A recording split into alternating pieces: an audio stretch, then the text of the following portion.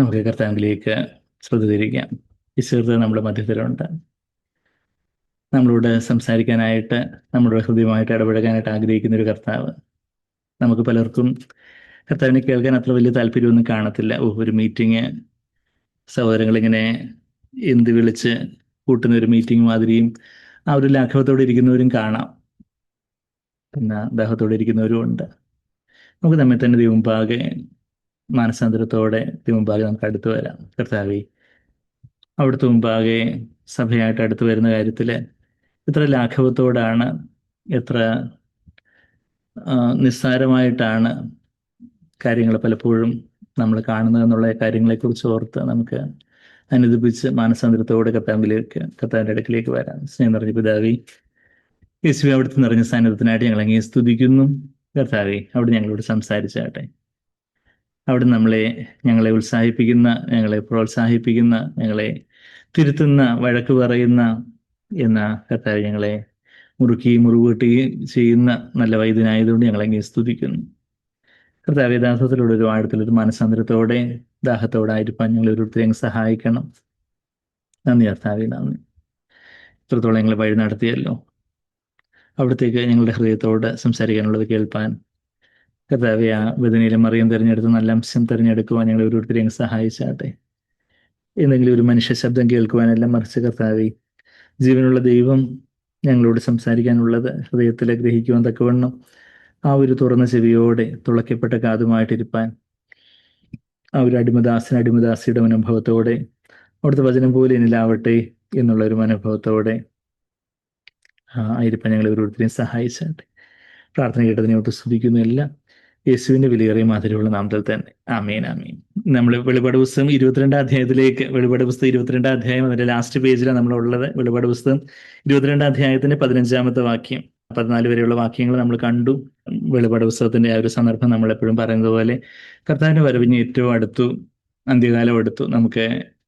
നമുക്കൊരു full life ജീവിക്കാൻ തക്കവണ്ണം, ഫുൾ ലൈഫ് ഒരു എർത്ത് പെർസ്പെക്റ്റീവില് ആ ഒരു മനുഷ്യായുസ് മൊത്തവും ജീവിച്ചു തീർക്കാനുള്ള ആയുസ്സൊന്നും കാണുകയില്ല. കർത്താവിന് വരവ് ഏറ്റവും അടുത്തു. ഏതാനും ചില സമയങ്ങൾ ദൈവം നമുക്ക് തന്നിരിക്കുമ്പോൾ അവിടെ ദൈവം നമുക്ക് തന്നിരിക്കുന്ന സമയത്തെ തക്കത്തിൽ വിനിയോഗിക്കാനായിട്ട് ദൈവം നമ്മളെ സഹായിക്കട്ടെ. അന്ത്യകാലം ഇനി അടുത്തു. ഇത് ക്രിസ്തുവിന്റെ വെളിപ്പെടല് ഏത് സമയത്ത് സംഭവിക്കാം. ആ ഒരു മഹോപദ്രവത്തിലൂടെ സഭ കടന്നു പോകുന്നു. കർത്താവിന്റെ വരവ്, അർമ്മഗദോൻ യുദ്ധം, അതിനുശേഷം കർത്താവിന്റെ സഹസ്രാബ്ദ വാഴ്ച ആരംഭിക്കുന്നു. അപ്പോൾ തന്നെ കർത്താവ് തൻ്റെ വ്രതന്മാർക്ക്, നമുക്ക് ഓരോരുത്തർക്കും കർത്താവ് നമ്മുടെ വിശ്വസ്തതയ്ക്കനുസരിച്ച് കർത്താവ് നമുക്ക് പ്രതിഫലം തരും. അപ്പോൾ കർത്താവിന് മുമ്പാകെ, കർത്താവിൻ്റെ സ്നേഹം നിറഞ്ഞ ആ സവിധത്തിന് മുമ്പാകെ, സ്നേഹം നിറഞ്ഞ എന്ന അഗ്നിജ്വാല പോലെയുള്ള കണ്ണുകൾക്ക് മുമ്പാകെ നാം നമ്മുടെ ജീവിതത്തിന് കണക്ക് കൊടുക്കാനായിട്ട് നിൽക്കേണ്ടതായിട്ടുള്ള ഒരു ദിവസം വരുന്നു. നമ്മുടെ വിശ്വസ്തതയ്ക്ക് അനുസരിച്ച് റോമർ 14-ന്റെ 12-ാമത്തെ വാക്യമൊക്കെ നമ്മൾ പലപ്പോഴും എടുത്ത് പറയാറുണ്ട്. We all need to give an account of a life. നമ്മുടെ വിശ്വസ്തതയ്ക്ക് അനുസരിച്ച് കർത്താവ് നമുക്ക് ജീവകിരീടങ്ങളെയൊക്കെ തരുന്നതായിട്ട് നമ്മളവിടെ വായിക്കുന്നുണ്ട്. ജീവകിരീടങ്ങൾ എന്ന് പറയുമ്പം നമ്മളിന്നും വായിച്ചു, തേജസ്സേറെ മോഹന കിരീടങ്ങൾ ധരിച്ചു നാം രാജരാജൻ യേശുവോട് ചേർന്ന് വാഴുമേ എന്ന്. അത് ആക്ഷരികമായിട്ടുള്ള കിരീടങ്ങളായിരിക്കില്ല, എന്നാൽ ആത്മീയമായിട്ട് he will crown us with life എന്ന് പറഞ്ഞാൽ കിരീടമായിട്ടങ്ങ്, ആക്ഷരികമായിട്ടുള്ളൊരു കിരീടമായിട്ടങ്ങ് ധരിപ്പിക്കും എന്നുള്ളതിനേക്കാൾ ആത്മീയമായിട്ട് ദൈവത്തിന്റെ തേജസ്, കർത്താവ് നമ്മുടെ വിശ്വസതയ്ക്ക് അനുസരിച്ചായിരിക്കും ദൈവത്തിന്റെ തേജസ്സിൽ നാം ഒന്ന് വെളിപ്പെടുന്നത്. അപ്പൊ ആ ഒരു ദൈവ തേജസ് അന്ന് നമുക്ക് കർത്താവിനോടുള്ള ഏറ്റവും ഒരു സാമീപ്യം, നിയർനെസ്, ഏറ്റവും ദൈവ തേജസ്സോടെ നാം അന്ന് വെളിപ്പെടും എന്ന് നമ്മളവിടെ കൊളോസ്യർ 3-ൽ വാക്യം വായിക്കുന്ന നമുക്ക് ഓർമ്മയുണ്ടോ? കൊളോസ്യർ 3-ാം അധ്യായം നമ്മളിവിടെ വെളിപാട് 22-ലെ ഉള്ള, എന്നിട്ട് നമുക്ക് കൊളോസ്യറിലേക്ക് പോകുമ്പോൾ കൊളോസ്യർ 3-ാം അധ്യായത്തില് കർത്താവ് വരുമ്പോൾ നമ്മൾ എങ്ങനെ വെളിപ്പെടുന്നതെന്ന് പറയുന്നേ. 4-ാമത്തെ വാക്യം, നമ്മുടെ ജീവനായ ക്രിസ്തു വെളിപ്പെടുമ്പോൾ നിങ്ങളും അവനോടുകൂടെ തേജസ്സിൽ വെളിപ്പെടും. തേജസ്സോടുകൂടി, ദൈവത്തിന്റെ ഒരു തേജസ്, ദൈവത്തിന്റെ മഹത്വത്തോടെ, ഗ്ലോറി ഓഫ് ജീസസ്. എത്രമാത്രം തേജസ് നമുക്ക് കാണും എന്ന് ചോദിച്ചാൽ, നമ്മളുടെ ഇന്നത്തെ കർത്താവിനോടുള്ള വിശ്വസ്തതയ്ക്ക് അനുസരിച്ച്, ദൈവം നമുക്ക് തന്നിട്ടുള്ള വെളിച്ചത്തിനനുസരിച്ച് കൂടുതൽ കൊടുത്തതിനോട് കൂടുതൽ ചോദിക്കും എന്നൊക്കെ നമ്മൾ ലൂക്കോസ് 12-ന്റെ 48-ാമത്തെ വാക്യത്തിൽ നമ്മൾ വായിക്കുന്നുണ്ട്. To him more is given, more will be asked. നമ്മൾ വായിക്കുന്നുണ്ട്. അപ്പം അത് ഏത് വാക്യത്തിലാണ് പറയുന്നത്? ലൂക്കോസ് 12:48 വാക്യം. 12:48 എങ്ങനെ ഓർക്കുന്നേ? 12 × 4 = 48. അപ്പം 12:48 വാക്യത്തിൽ എന്താ നമ്മൾ വായിക്കുന്നത്? കൂടുതൽ കിട്ടിയവനോട് കൂടുതൽ ചോദിക്കും. അപ്പം ദൈവം നമുക്ക് വചനങ്ങൾ കേൾക്കാനൊക്കെയുള്ള ഒരു അവസരങ്ങൾ ഉണ്ടായിട്ടും അത് നമ്മൾ അത് തൃണവത് ഗണിക്കുകയാണെങ്കിൽ, തൃണവത് ഗണിക്കുക എന്ന് പറഞ്ഞാൽ എന്താ? തൃണം എന്ന് വെച്ചാൽ എന്താ? തൃണം എന്ന് വെച്ചാൽ പുല്ല്. തൃണവത് ഗണിക്കുക എന്ന് പറഞ്ഞാൽ പുല്ല് പോലെ കരുതുക. അതെ. പുല്ല് ഈ ആൾക്കാരൊക്കെ ചീത്ത വിളിക്കുന്നേ പുല്ല് എന്നൊക്കെ വിളിക്കുന്നേ. അപ്പൊ തൃണവത് ഗണിക്കുക എന്ന് പറഞ്ഞാൽ നമുക്കൊരു പുല്ലെന്ന് പറഞ്ഞാൽ എന്താ? ആവശ്യമില്ലാതെ വെറുതെ കിളിച്ചു വരുന്ന സംഭവം പുല്ലെന്ന് പറയുന്നത്. അപ്പൊ തൃണവത് ഗണിക്കുക എന്ന് പറഞ്ഞാൽ പുല്ല് പോലെ, അതിന് വലിയ വിലയൊന്നുമില്ല, ചവിട്ടി തേച്ച് പോകുന്നത് ആ പുല്ല്. അപ്പൊ അതുപോലെ നമ്മൾ ദൈവം തരുന്ന അവസരങ്ങള്, ദൈവം സഭയായിട്ടും ഒക്കെ നമുക്ക് വചനം കേൾക്കാനും ധ്യാനിക്കാനും ഒരുമിച്ച് കർത്താവിൽ വളരാനും ഒക്കെ ദൈവം നമുക്ക് തരുന്ന അവസരങ്ങളൊക്കെ നമ്മൾ തൃണവത് ഗണിക്കുമ്പോൾ ഒരു പുല്ല് പോലെ പിന്നെ ഇത് കഴിയുമ്പോൾ അടുത്ത ആഴ്ച വരും, പിന്നെ അടുത്ത ആഴ്ച അടുത്ത മീറ്റിംഗ് അതിങ്ങനെ വന്നുകൊണ്ടിരിക്കും. ഓരോ വോളിയമായിട്ട് ഇങ്ങനെ വന്നുകൊണ്ടിരിക്കും. നമുക്ക് എന്തെങ്കിലുമൊക്കെ നമുക്ക് ഹാജരാക്കാം, ഹാജര് ഏൽപ്പിക്കാം എന്നുള്ളൊരു ആ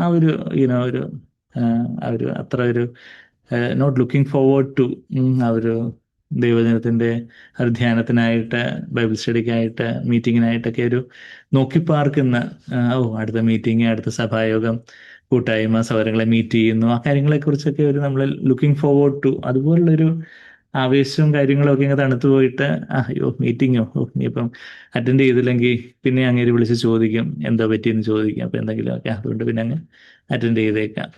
അല്ലെങ്കിൽ അത് തൃണവത് ഗണിക്കുക എന്ന് പറഞ്ഞാൽ അപ്പം കൂടുതൽ അവസരങ്ങളുള്ളവരോട്, കൂടുതൽ കിട്ടിയവരോട്, കൂടുതൽ കിട്ടാനുള്ള ഒരു പൊട്ടൻഷ്യലുള്ള ഒരു സാധ്യതയുള്ളവരോട്, കൂടുതൽ താലന്ത് കൊടുക്കുന്നതിനോട് കൂടുതൽ ചോദിക്കും. അപ്പം അങ്ങനെ അത് കഴിഞ്ഞിട്ട് പിന്നെ അതിനനുസരിച്ചുള്ള പ്രതിഫലവും, പിന്നെ നിത്യത മുഴുവനും അതിനനുസരിച്ചായിരിക്കും നമ്മൾ കർത്താവിനോട് കൂടി ആയിരിക്കുന്നത്. ഇപ്പോൾ ഞാൻ പല കാര്യങ്ങളൊക്കെ സ്ട്രിക്റ്റ് ആയിട്ട് പറയുമ്പോഴൊക്കെ നിങ്ങൾക്ക് വേറെ ജോലിയില്ലേ എന്നായിരുന്നു നിങ്ങളാരും പുറമേ അങ്ങനെ ഇങ്ങേരൊന്നും വിളിക്കത്തില്ലെന്ന് എനിക്കറിയാം. എങ്കിലും മനസ്സിൻ്റെ ഉള്ളിൽ ചിലർക്കൊരു ദേഷ്യമോ വേറെ എന്തോ ഇല്ല, വേണമെങ്കിൽ അവർ അറ്റൻഡ് ചെയ്യട്ടെ അവർക്ക്. എന്നാൽ ദൈവം എനിക്ക് എന്തെങ്കിലും ഒരു ഉത്തരവാദിത്വം തന്നിരിക്കുന്നിടത്തോളം എന്താ ചില കാര്യങ്ങൾ സ്ട്രിക്റ്റ് ആയിട്ട് പറയേണ്ട കാര്യങ്ങൾ പറയുക തന്നെ ചെയ്യും. അപ്പോൾ അങ്ങനെ അപ്പം ഞാൻ പറഞ്ഞാൽ ഞാനത് പറഞ്ഞില്ലെങ്കിൽ അയ്യോ എനിക്ക് കഷ്ടം. എന്നുവെച്ചാൽ ദൈവം എന്നെ ഒരു ഉത്തരവാദിത്വം ഏൽപ്പിച്ചിട്ട് ഞാനത് ചില കാര്യങ്ങൾ സ്ട്രോങ് ആയിട്ട് പറയേണ്ടടുത്ത് സ്ട്രോങ് ആയിട്ട് പറയാതെ എല്ലാവരെയും അങ്ങ് പ്രസാദിപ്പിച്ച് അയ്യോ ഞാനൊന്നും ഒഫൻഡ് ചെയ്തൊന്നും പറയത്തില്ല, അയ്യോ ഞാനൊന്നും മുറിപ്പെടുത്തത്തില്ല എന്ന് വിചാരിക്കുവാണെങ്കിൽ then I am not a good elder, I am not a good leader. പക്ഷെ മറ്റുള്ളവർ എന്ത് വിചാരിച്ചാൽ ബാക്കിയുള്ളവർ ചിലപ്പോൾ ഇതൊരു സമയം എനിക്കെടുക്കുന്നത്, ബാക്കിയുള്ളവർ അവരെ വിളിക്കുന്നു. അത് it is not wasting time, it is investing for eternity. അത് എന്തിനു പറയുന്നേ, ബാക്കിയുള്ളവർക്കൊരു സമയം വേസ്റ്റ് ആയിട്ട് അതിപ്പം വേണ്ടവർ വന്ന് അറ്റൻഡ് ചെയ്യുന്നൊക്കെ ചെയ്യട്ടെ, അത് അതൊരു സമയം വേസ്റ്റ് ചെയ്യുകയല്ല, മറിച്ച് സമയം ഇൻവെസ്റ്റ് ചെയ്യുകയാണ്. അത് ചില കാര്യങ്ങൾ ഷാർപ്പായിട്ടുള്ള കാര്യങ്ങൾ ഷാർപ്പായിട്ട് തന്നെ പറയുമ്പോൾ അത് ചിലർക്ക് സമയം വേസ്റ്റ് ചെയ്യുന്നതായിട്ടോ ഞങ്ങളുടെ സമയം കൂടെ വേസ്റ്റ് ചെയ്യുന്ന എന്തിനാന്ന് തോന്നുമായിരിക്കും. പക്ഷെ അങ്ങനെയല്ല, നമ്മളൊരു സഭയായിട്ട്, ഒരു കുടുംബമായിട്ട് ദൈവം നമ്മളെ വിളിച്ചിരിക്കുന്നത്. അപ്പോൾ ചില കാര്യങ്ങൾ പബ്ലിക്കായിട്ട് പറയേണ്ടത് പബ്ലിക്കായിട്ട് പറയണം, പേഴ്സണലായിട്ട് പറയേണ്ടത് പേഴ്സണലായിട്ട് പറയണം. സോ അപ്പം ഞാൻ ഈ പറഞ്ഞു വരുന്നത് വെച്ചാൽ എന്താ, അതിനനുസരിച്ച് ഉള്ള ഒരു നമ്മൾ നിത്യതയിൽ നമ്മൾ ദൈവമുമ്പാകെ കണക്ക് കൊടുക്കേണ്ടതായിട്ടുണ്ട് എന്നുള്ളൊരു കാര്യം. അതും നേതാക്കന്മാരായിട്ടുള്ളവർക്ക്, നേതാക്കന്മാരെന്ന് പറഞ്ഞാൽ പേരൻസിന് കുഞ്ഞുങ്ങളെക്കുറിച്ച് കണക്ക് കൊടുക്കേണ്ടതായിട്ട് വരും. അതുപോലെ തന്നെ എൽഡേഴ്സ് ആയിട്ടുള്ള ഒരു സഭയുടെ ഉത്തരവാദിത്തം ഉള്ളവർക്ക് സഭയിലുള്ളവരെ കുറിച്ച് കണക്ക് കൊടുക്കേണ്ടതായിട്ട് വരും എന്ന് എവിടെ എഴുതിയിരിക്കുന്നത്? Hebrews 13 വേഴ്സ് ഉണ്ട് അല്ലേ? എല്ലാവർക്കും പരിചയമുണ്ട് ആ വേഴ്സ്. എല്ലാവരും ബൈബിൾ മറിച്ച് നോക്കുന്നുണ്ടെന്നാണ് എൻ്റെ വിശ്വാസം. എബ്രായ ലേഖനം 13-ാം അധ്യായം എന്ന് പറയുമ്പോൾ എത്രാമത്തെ ചാപ്റ്റർ? അത് last chapter of Hebrews 13:17. Obey your leaders and submit to them. നിങ്ങളെ നടത്തുന്നവരെ അനുസരിച്ച് കീഴടങ്ങിയിരിക്കുവിൻ, അവർ കണക്ക് ബോധിപ്പിക്കേണ്ടുന്നവരാകയാൽ. So they are ones who will give an account. അവർക്ക് കണക്ക് ബോധിപ്പിക്കേണ്ടതായിട്ട് വരും. കണക്ക് ബോധിപ്പിക്കേണ്ടവരാകിയാൽ നിങ്ങളുടെ ആത്മാക്കൾക്ക് വേണ്ടി, സോൾസ്, പ്രാണന് വേണ്ടി അവർ ജാഗരിച്ചിരിക്കുന്നു, പ്രാർത്ഥനയിലും അതുപോലെ തന്നെ പല കാര്യങ്ങളിലുമൊക്കെ ചില കാര്യങ്ങൾ ചിലരെ കാണാതിരിക്കുമ്പോൾ ചോദിക്കുന്നു, എവിടെ പോയി, എന്താ എന്നുള്ള കാര്യങ്ങൾ. Keep watching over the soul. ഒരു ഇടയന് 100 ആടുണ്ട്, ഒരെണ്ണം അങ്ങോട്ട് മിസ്സായി പോയി, 99 ഉണ്ടല്ലോ. അതിപ്പോ ഒന്ന് പിന്നെ ഇനിയിപ്പോ ഒന്നിനിപ്പോ എവിടെങ്കിലും പോയി കിടക്കട്ടെ, ഈ 99 പാലിച്ചു എന്നല്ല ആ ഇടയൻ വിചാരിച്ചേ. ഈ 99 അവിടെ നിർത്തിയിട്ട് ഒന്നിനെ തേടിപ്പോയി. അതാണ് നമ്മുടെ കർത്താവ്. ഓക്കെ.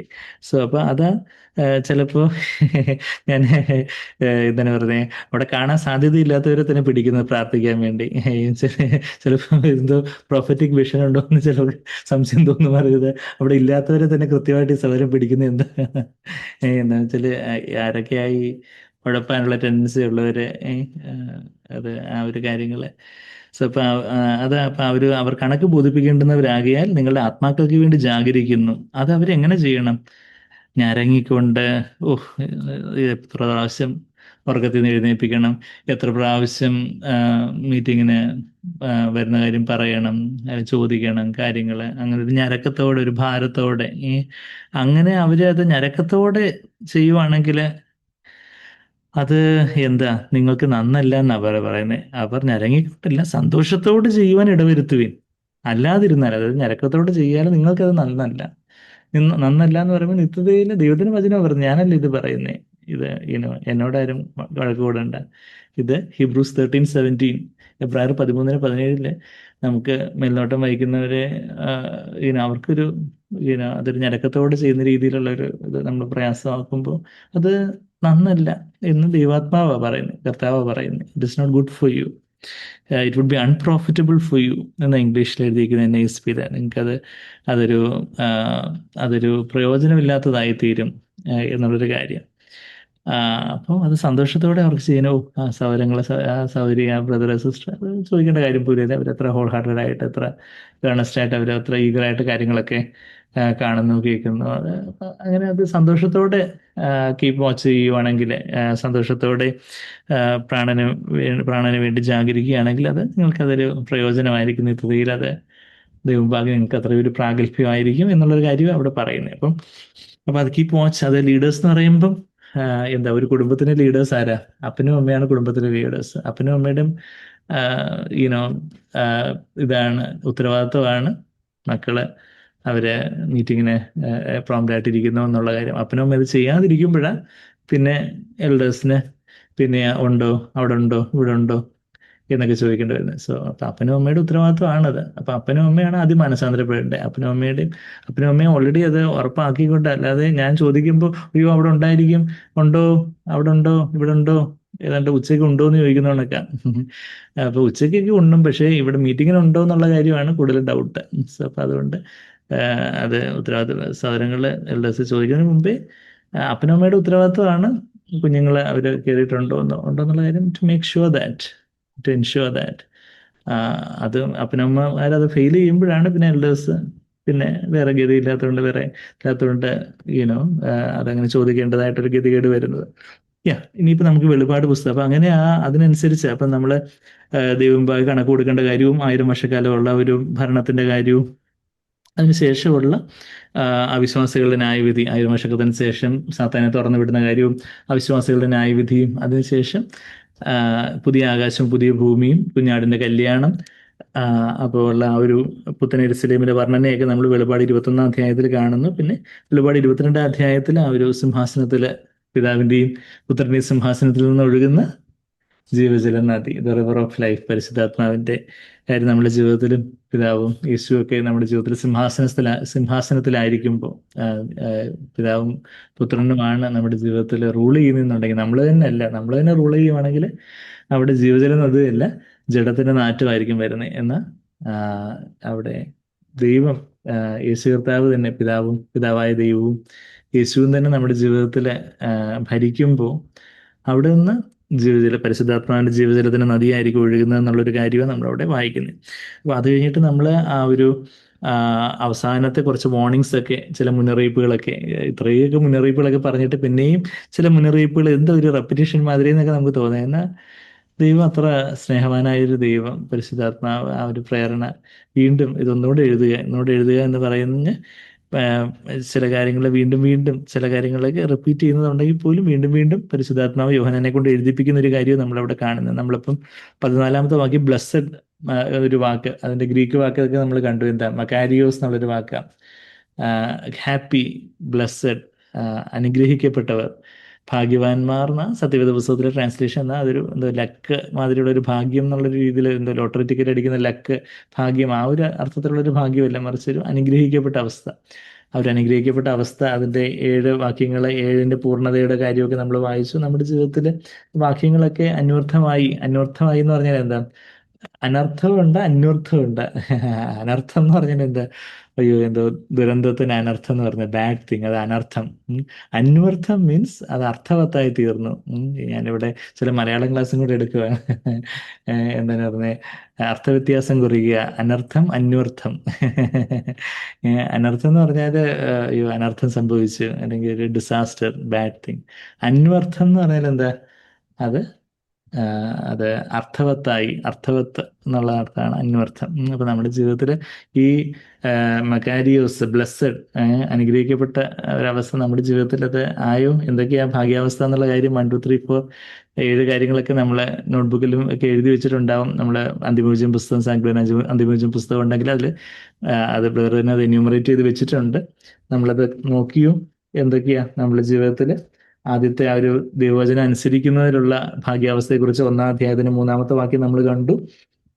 പിന്നെ കർത്താവിൽ മരിക്കുന്ന അവസ്ഥ, അതോ അന്ത്യകാലത്തുള്ള കർത്താവിലുള്ള ഒരു മരണത്തിൻ്റെ ഒരു ഭാഗ്യാവസ്ഥയെക്കുറിച്ച് നമ്മളവിടെ കണ്ടു. കർത്താവിൽ മരിക്കണമെങ്കിൽ കർത്താവിൽ ജനിക്കണം, വീണ്ടും ജനിച്ചു എന്നുള്ളൊരു ഉറപ്പ് നമുക്ക് വേണം. നമ്മുടെ പാപങ്ങളെല്ലാം കർത്താവിനോട് ഏറ്റുപറഞ്ഞ് കർത്താവ് അവിടുത്തെ രക്തത്താൽ കഴുകണം, അവിടുത്തെ സ്നേഹത്താൽ നിറയ്ക്കണം എന്നുള്ളൊരു പ്രാർത്ഥന.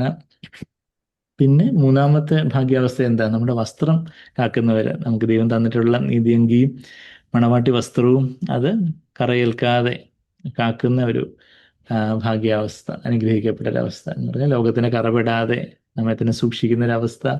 സത്യമാകുന്ന അരക്കച്ച ബെൽറ്റ് വെച്ച് ആ വസ്ത്രങ്ങളെല്ലാം അതിൻ്റെ സ്ഥാനത്ത് തന്നെ കീപ്പ് ചെയ്യുന്ന, സൂക്ഷിക്കുന്ന ഒരു കാര്യം. അത് അത് മൂന്നാമത്തെ ഭാഗ്യാവസ്ഥയായിട്ട് നമ്മൾ വെളിപാട് 16-ന്റെ 15 കണ്ടേ. പിന്നെ വെളിപാട് 19-ന്റെ 9 എന്താ കണ്ടേ? കല്യാണ സദ്യക്ക് ക്ഷണിക്കപ്പെട്ടവർ ഭാഗ്യാവസ്ഥ, അതായത് രക്ഷിക്കപ്പെടുന്നവരാ കല്യാണ സദ്യക്ക് ക്ഷണിക്കപ്പെട്ടവർ.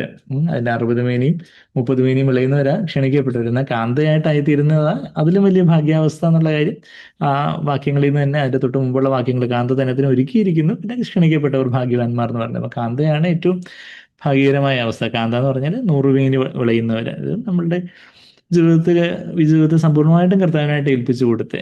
ഇങ്ങനെ ഒരു 100 മേനി കർത്താവെ, I want to be whole hearted, ഫുള്ളായിട്ട് എനിക്ക് അങ്ങനെ തന്നെ മതി. നമ്മുടെ ജീവിതത്തിൽ ഇനി എന്തെല്ലാം വീഴ്ചയോ താഴ്ചയോ ഉണ്ടായാലും അവിടെ അതൊന്നും ന്യായീകരിക്കാതെ, അപ്പോൾ അതങ്ങനെയൊക്കെയാ, ഈ 21-ാം നൂറ്റാണ്ടിൽ ഇത്രയൊക്കെ പറ്റത്തുള്ളൂ, അത് വചനത്തിൽ എന്തെങ്കിലുമൊക്കെ എഴുതി വെച്ചിരിക്കുന്നു, നമുക്ക് എന്തെങ്കിലുമൊക്കെ അതിനിപ്പോൾ എന്താ എന്നുള്ള ലാഘവത്തിലല്ല, മറിച്ച് കർത്താവെ ആ ഒരു പാപത്തെ പാപമായിട്ട് കണ്ട് ഗൗരവത്തോടെ കർത്താവിന് മുമ്പാകെ അനുദപിച്ച് കർത്താവിനോട് പറ്റിച്ചേർന്ന് കർത്താവിനെ എല്ലാ പാപങ്ങളും ജീവിക്കാൻ സഹായിക്കണം, അങ്ങെപ്പോലെ ആയിത്തീരുവാൻ നമ്മെ തന്നെ നിർമ്മലീകരിച്ചു കൊണ്ടിരിക്കുന്ന ആ ഒരു കാര്യം. അപ്പം അതാ ആ ഒരു 100 മേനി ഫലം കായ്ച്ച് ആ ഒരു കാന്തയായിത്തീരുന്ന ഭാഗ്യാവസ്ഥ. പിന്നെ 5-ാമത്തെ വാക്യം വെളിപാട് 20-ന്റെ 6-ാമത്തെ വാക്യം നമ്മൾ വായിച്ചു. 5-ാമത്തെ ഭാഗ്യാവസ്ഥ എന്താ? 1-ാം പുനരുത്ഥാനത്തിൽ പങ്കുള്ളവൻ ഭാഗ്യവാനും വിശുദ്ധനുമാകുന്നു. 1-ാം പുനരുത്ഥാനം എന്ന് പറയുന്നത് ദൈവമക്കളുടെ പുനരുത്ഥാനം, കർത്താവ് വരുമ്പം സംഭവിക്കുന്ന പുനരുത്ഥാനം. പിന്നെ 1000 വർഷക്കാലത്തിന് ശേഷമാണ് അവിശ്വാസികളുടെ പുനരുത്ഥാനം സംഭവിക്കുന്നത്. ആ വലിയ വെള്ള സിംഹാസനത്തിന് മുമ്പാകെ കണക്ക് കൊടുക്കാനായിട്ട് അവിശ്വാസികൾ വന്ന് നിൽക്കുന്ന ഒരു പുനരുത്ഥാനമുണ്ട്. എന്നാൽ 1-ാം പുനരുത്ഥാനത്തിൽ പങ്കാളികളാവുന്നതിൻ്റെ ഭാഗ്യാവസ്ഥയെക്കുറിച്ച് നമ്മൾ വെളിപാട് 20-ന്റെ 6-ാമത്തെ വാക്യത്തിൽ നമ്മൾ പറഞ്ഞത്. പിന്നെ വെളിപാട് അതിൻ്റെ പിന്നെ പിന്നെ പിന്നെ 6-ാമത്തെ ഭാഗ്യാവസ്ഥ എന്താ പറഞ്ഞേ? അതും ഈ വചനം പ്രമാണിക്കുന്നവനാണ് ഭാഗ്യവാൻ. ഈ 22-ാം അധ്യായത്തിൽ തന്നെ 7-ാമത്തെ വാക്യം തെരയോ എന്നുള്ളൊരു ഗ്രീക്ക് പദം ഉപയോഗിക്കുന്നത്. Blessed is he who heeds or keeps the words of the prophecy of the book. ഈ വചനം പ്രമാണിക്കുക എന്ന് പറഞ്ഞാൽ നമ്മുടെ സ്വയശക്തിയിൽ ഒരിക്കലും നമുക്ക് ഈ വചനത്തിൻ്റെ ഒരു വലിയ പുള്ളിയെ പോലും നമുക്ക് പ്രമാണിക്കാൻ പറ്റത്തില്ല. നമുക്ക് പ്രകടമായിട്ട് ചിലപ്പോൾ എന്തെങ്കിലുമൊക്കെ വചനം അനുസരിച്ച് നമുക്ക് തോന്നും. എന്നാൽ ദൈവമുമ്പാകെ വചനം പ്രമാണിക്കുക എന്ന് പറഞ്ഞാൽ എന്താ? എന്നെ സ്നേഹിക്കുന്നവൻ എൻ്റെ വചനത്തെ കാക്കും. എവിടെ പറയുന്നേ? യോഹന്നാൻ 14-ന്റെ 15 വാക്യം. ജോൺ 14:15 ആൻഡ് ഓൾസോ അത് തൊട്ടടുത്ത് പിന്നെയും പറയുന്നുണ്ട്. 23 വാക്യത്തിൽ അത് തന്നെ പറയുന്നുണ്ട്, എന്നെ സ്നേഹിക്കുന്നുവെങ്കിൽ എൻ്റെ വചനങ്ങളെ പ്രമാണിക്കും. John 14, 15 and 23. യോഹന്നാൻ 14:15 വാക്യത്തിലും 23 വാക്യത്തിലും അതാ സ്നേഹിച്ച കർത്താവിനോടുള്ള സ്നേഹത്തില് കർത്താവിനോടുള്ള ഒരു കർത്താവ് ഇത്രയൊക്കെ എനിക്ക് വേണ്ടി ചെയ്തു, അതുകൊണ്ട് കർത്താവെ ഞാൻ അങ്ങേ സ്നേഹിക്കുന്നു എന്ന് പറഞ്ഞ ആ ഒരു സ്നേഹത്തിന്റെ പ്രതികരണമായിട്ട് നമ്മെ തന്നെ ജീവനുള്ള യാഗമായിട്ട് അങ്ങ് സമർപ്പിക്കുന്ന ഒരു ആ ഒരു റെസ്പോൺസ്. അപ്പം അങ്ങനെ ഇതിനുള്ള യാഗമായിട്ട് ഒരു പ്രലോഭനത്തിൻ്റെ പ്രതിസന്ധികളുടെയൊക്കെ ഘട്ടത്തിലും പ്രതിസന്ധികളും പ്രലോഭനങ്ങളും ഒന്നും ഇല്ലാതിരിക്കുന്ന സമയമാണെങ്കിലും കർത്താവെ ഞാൻ അവിടുത്തെ മുമ്പാകെ ഒരു പൂജ്യമായിട്ട് എന്നെ തന്നെ അങ്ങ് താഴ്ത്തുന്ന അവിടുത്തെ ആത്മാവിനാൽ, പരിശുദ്ധാത്മാവിൻ്റെ വലിയ നിറവിനാൽ, ജീവൻ്റെ വലിയ സമൃദ്ധിയാൽ എന്നെ നിറയ്ക്കണം. അങ്ങനെ ആ കർത്താവ് തരുന്ന ശക്തിയിൽ കർത്താവ് ചിന്തിക്കുന്ന പോലെ ചിന്തിക്കാനും, കർത്താവ് സംസാരിക്കുന്ന പോലെ സംസാരിക്കാനും, കർത്താവ് പ്രവർത്തിച്ചതുപോലെ പ്രവർത്തിക്കാനും ഒക്കെ ചില സമയത്ത് വളരെ കാർക്കശ്യത്തോടെ, ചില ഫേമായിട്ട് ചില നിലപാടുകൾ നമ്മൾ കർത്താവിന് വേണ്ടി എടുക്കേണ്ടതായിട്ടുണ്ട്. ചില സമയത്ത് വളരെ കരുണയോടെ, സ്നേഹത്തോടെ ചില കാര്യങ്ങൾ ചെയ്യേണ്ടതും പറയേണ്ടതുമായിട്ടുണ്ട്. അപ്പം അതാ ആ ഒരു സ്നേഹത്തിൻ്റെയും കാർക്കശ്യത്തിൻ്റെയൊക്കെ ബാലൻസോടുകൂടി കർത്താവിൻ്റെ വചനം, കർത്താവ് എങ്ങനെയാണോ കാര്യങ്ങൾ ചെയ്യുന്നത് അതുപോലെ കാര്യങ്ങളെ ചെയ്യുന്ന ഒരു വചനം അനുസരിക്കുന്ന അത് നമ്മളവിടെ വെളിപാട് 22-ന്റെ 7 വാക്യത്തിൽ 6 ഭാഗ്യാവസ്ഥ. പിന്നെ 7 ഭാഗ്യാവസ്ഥ നമ്മൾ വെളിപാട് 22-ന്റെ 14 നമ്മൾ ഓൾറെഡി അതായിരുന്നു വായിച്ചുകൊണ്ടിരുന്ന വാക്യം. ജീവന്റെ വൃക്ഷത്തിൽ അധികാരം ഉണ്ടാകേണ്ടതിനും, വെളിപാട് 22-ന്റെ 14 നമ്മൾ കണ്ടു. ജീവന്റെ വൃക്ഷത്തിൽ തങ്ങൾക്ക് അധികാരം ഉണ്ടാകേണ്ടതിനും, ഗോപുരങ്ങളിൽ കൂടി നഗരത്തിൽ കിടക്കേണ്ടതിനും, തങ്ങളുടെ വസ്ത്രം അലക്കുന്ന ആ ഒരു കർത്താവ് നമുക്ക് കർത്താവ് നമുക്ക് തുന്നാൻ ഏൽപ്പിച്ച ഒരു മണവാട്ടി വസ്ത്രം നമ്മളുടെ സൽപ്രവൃത്തികൾ കൊണ്ടാണ്, കർത്താവിൻ്റെ സ്നേഹത്തിൻ്റെ പ്രേരണയിൽ, കർത്താവിൻ്റെ ശക്തിയിൽ, കർത്താവിൻ്റെ നാമമഹത്വത്തിനായിട്ട് നാം ചെയ്യുന്ന കാര്യങ്ങളാണ്. അതാണ് സൽപ്രവൃത്തികൾ. അതാണ് കുഞ്ഞാടിൻ്റെ മണവാട്ടി വസ്ത്രം, കുഞ്ഞാടിൻ്റെ കാന്തയുടെ മണവാട്ടി വസ്ത്രം എന്ന് ഇവിടെ വായിച്ചേ. വെളിപാട് 19-ന്റെ 8 വാക്യത്തിൽ നമ്മളതല്ലേ വായിച്ചത് അല്ലേ? വെളിപാട് 19-ന്റെ 8 വാക്യത്തിൽ for the fine linen is the righteous acts of the saints. ആ വിശേഷ വസ്ത്രം വിശുദ്ധന്മാരുടെ നീതിപ്രവൃത്തികൾ തന്നെ. കല്യാണ വസ്ത്രമാണവൾ തൻ നീതിവേലകൾ എന്ന് നമ്മളെ ആ പാട്ടിൽ പാടുന്നത് പോലെ അവളുടെ നീതിവേലകൾ, അതായത് എന്താ അവളുടെ സൽപ്രവൃത്തികൾ, അതാ നീതിപ്രവൃത്തികൾ, റൈച്ചസ് ആക്ട്സ് ആണ് കല്യാണ വസ്ത്രം. അത് നാം ദൈവം നമുക്ക് തുന്നാനായിട്ട് തന്നിരിക്കുന്നു. അത് നാം ലോകത്തിന് കറപെടാതെ എന്നുള്ള ആ ഒരു ലോകത്തിന് കളങ്ക് കേൾക്കാതെ എന്നുള്ളൊരു ഫ്രേസ് നമ്മൾ എവിടെ കണ്ടത്? യാക്കോബ് 1:27 നമ്മൾ കണ്ടു. യഥാർത്ഥത്തിലുള്ള ദൈവഭക്തി എന്താണ്? പിതാവിൻ്റെ മുമ്പാകെയുള്ള യഥാർത്ഥത്തിലുള്ള ദൈവഭക്തി എന്താണ്? അനാഥരെയും വിധവമാരെയും അവരുടെ സങ്കടങ്ങളിൽ കാണുകയും പിന്നെന്താ ലോകത്തിന് കറപെടാതെ നമ്മെ തന്നെ സൂക്ഷിക്കുകയും ചെയ്യുന്നതാണെന്നുള്ളൊരു കാര്യം. അതായത് അകമേയുള്ള ദൈവമായിട്ടുള്ളൊരു ബന്ധം, പുറമേ അത് ഒരു സൽപ്രവർത്തികളായിട്ട് അത് കവിഞ്ഞൊഴുകുന്ന ഒരവസ്ഥ. അത് നമ്മൾ യാക്കോബ് 1:27 നമ്മൾ വായിച്ചേ. അനാഥരെയും വിധവമാരെയും അവരുടെ സങ്കടങ്ങൾ ചെന്ന് കാണുന്നതും, ലോകത്താലുള്ള കളങ്കം പറ്റാതെ വണ്ണം തന്നെ താൻ കാത്തുകൊള്ളുന്നതും, ലോകത്താലുള്ള കളങ്കം പറ്റാതെ നമ്മെ തന്നെ കർത്താവിന് മുമ്പാകെ കാത്തുകൊള്ളുന്ന ആ ഒരു വസ്ത്രം കർത്താവിൻ്റെ രക്തത്താലും വചനത്താലും ഒക്കെ, കർത്താവിൻ്റെ രക്തത്താൽ നമ്മളുടെ നീതി നമ്മളുടെ അങ്കികളെ അലക്കി വെളുപ്പിക്കുന്ന കാര്യമൊക്കെ നമ്മൾ വെളിപാട് പുസ്തകത്തിന് 7 അധ്യായത്തിലെ ആ വാക്യമൊക്കെ നമ്മൾ കണ്ടു. വെളിപാട് 7 they wash their robes നമ്മൾ അതിൻ്റെ 14 വാക്യം കണ്ടു. കുഞ്ഞാടിൻ്റെ രക്തത്തിൽ തങ്ങളുടെ അങ്കി അലക്കി വെളുപ്പിച്ചിരിക്കുന്നു എന്നൊക്കെ നമ്മളവിടെ വായിച്ച്, അവിടെ വെളിപാട് 7-ന്റെ 14 വാക്യം. പിന്നെ രക്തത്താലുള്ള കഴുകലും വചനത്താലുള്ള കഴുകലും ഒക്കെ നമ്മൾ വായിച്ചു. അതിനുശേഷം അപ്പം അത് ആ ഒരു ഭാഗ്യാവസ്ഥ, വസ്ത്രം അലക്കുന്നവർ പിന്നെ ജീവവൃക്ഷത്തിൻ്റെ അധികാരം ഉണ്ടാകേണ്ടത് എന്ന് പറഞ്ഞാൽ എന്താ? ആ ഒരു വചനത്തിൻ്റെ വാള് നമ്മളുടെ മേൽ പതിക്കാൻ അനുവദിക്കുന്നുണ്ട് വെച്ചാൽ, ദൈവവചനം നമ്മളുടെ സ്വന്തം ഇഷ്ടത്തിനെതിരായിട്ട് ദൈവത്തിൻ്റെ വചനത്തിലുള്ള പല കാര്യങ്ങളും നമ്മളവിടെ ദൈവത്തിൻ്റെ വചനത്തിനായിട്ട് നമ്മെ തന്നെ അങ്ങ് ഏൽപ്പിച്ചു കൊടുക്കുന്നു. അപ്പം അങ്ങനെ ആ ദൈവവചനത്തിൻ്റെ വാള് നമ്മളുടെ മേൽ പതിക്കാൻ അനുവദിക്കുന്നൊരു കാര്യം. അങ്ങനെയൊക്കെയുള്ള കാര്യങ്ങൾ. പിന്നെന്താ, ഗോപുരങ്ങളിൽ കൂടെ നഗരത്തിൽ കടക്കേണ്ടതിന്, ഗോപുരം മുത്താണ്, മുത്തുച്ചിപ്പി, പേൾ ഓയിസ്റ്റർ. ആ, അതും ഒരു ക്രൂസിന്റെ സന്ദേശമാണെന്നുള്ള കാര്യമൊക്കെ നമ്മൾ കണ്ടു. നമുക്ക് ഇഷ്ടമില്ലാത്ത ചില കാര്യങ്ങൾ, ഫോറിൻ സബ്സ്റ്റൻസ്, ഏതെങ്കിലും ഒരു പുറത്തു നിന്നുള്ളൊരു പദാർത്ഥം ഈ ചിപ്പിയുടെ ഉള്ളിലേക്ക് വരുമ്പോഴാണ് ചിപ്പി ചില സ്രവങ്ങളൊക്കെ, സെക്രീഷൻസ് ഒക്കെ പുറപ്പെടുവിച്ച് അത് മുത്തായിട്ട് മാറുന്നതെന്ന് പറഞ്ഞതുപോലെ നമ്മുടെ ജീവിതത്തിൽ നമുക്ക് ഇഷ്ടമില്ലാത്ത തരത്തിലുള്ള ചിലപ്പോൾ ചില തിരുത്തലുകളായിരിക്കും, ചില ശാസനകളായിരിക്കും, ദൈവത്തിൻ്റെ ചില ഇടപെടലുകളായിരിക്കും, ദൈവത്തിൻ്റെ ആ ബലമുള്ള കരത്തിൻ്റെ കീഴിൽ ദൈവം നമുക്ക് അനുവദിച്ചിരിക്കുന്ന വ്യക്തികളെ, സാഹചര്യങ്ങളുടെ അവിടെ നമ്മളങ്ങ് ദൈവമുമ്പാകെ താഴ്ത്തി ഏൽപ്പിക്കുമ്പോൾ അവിടെ എന്തുണ്ട്?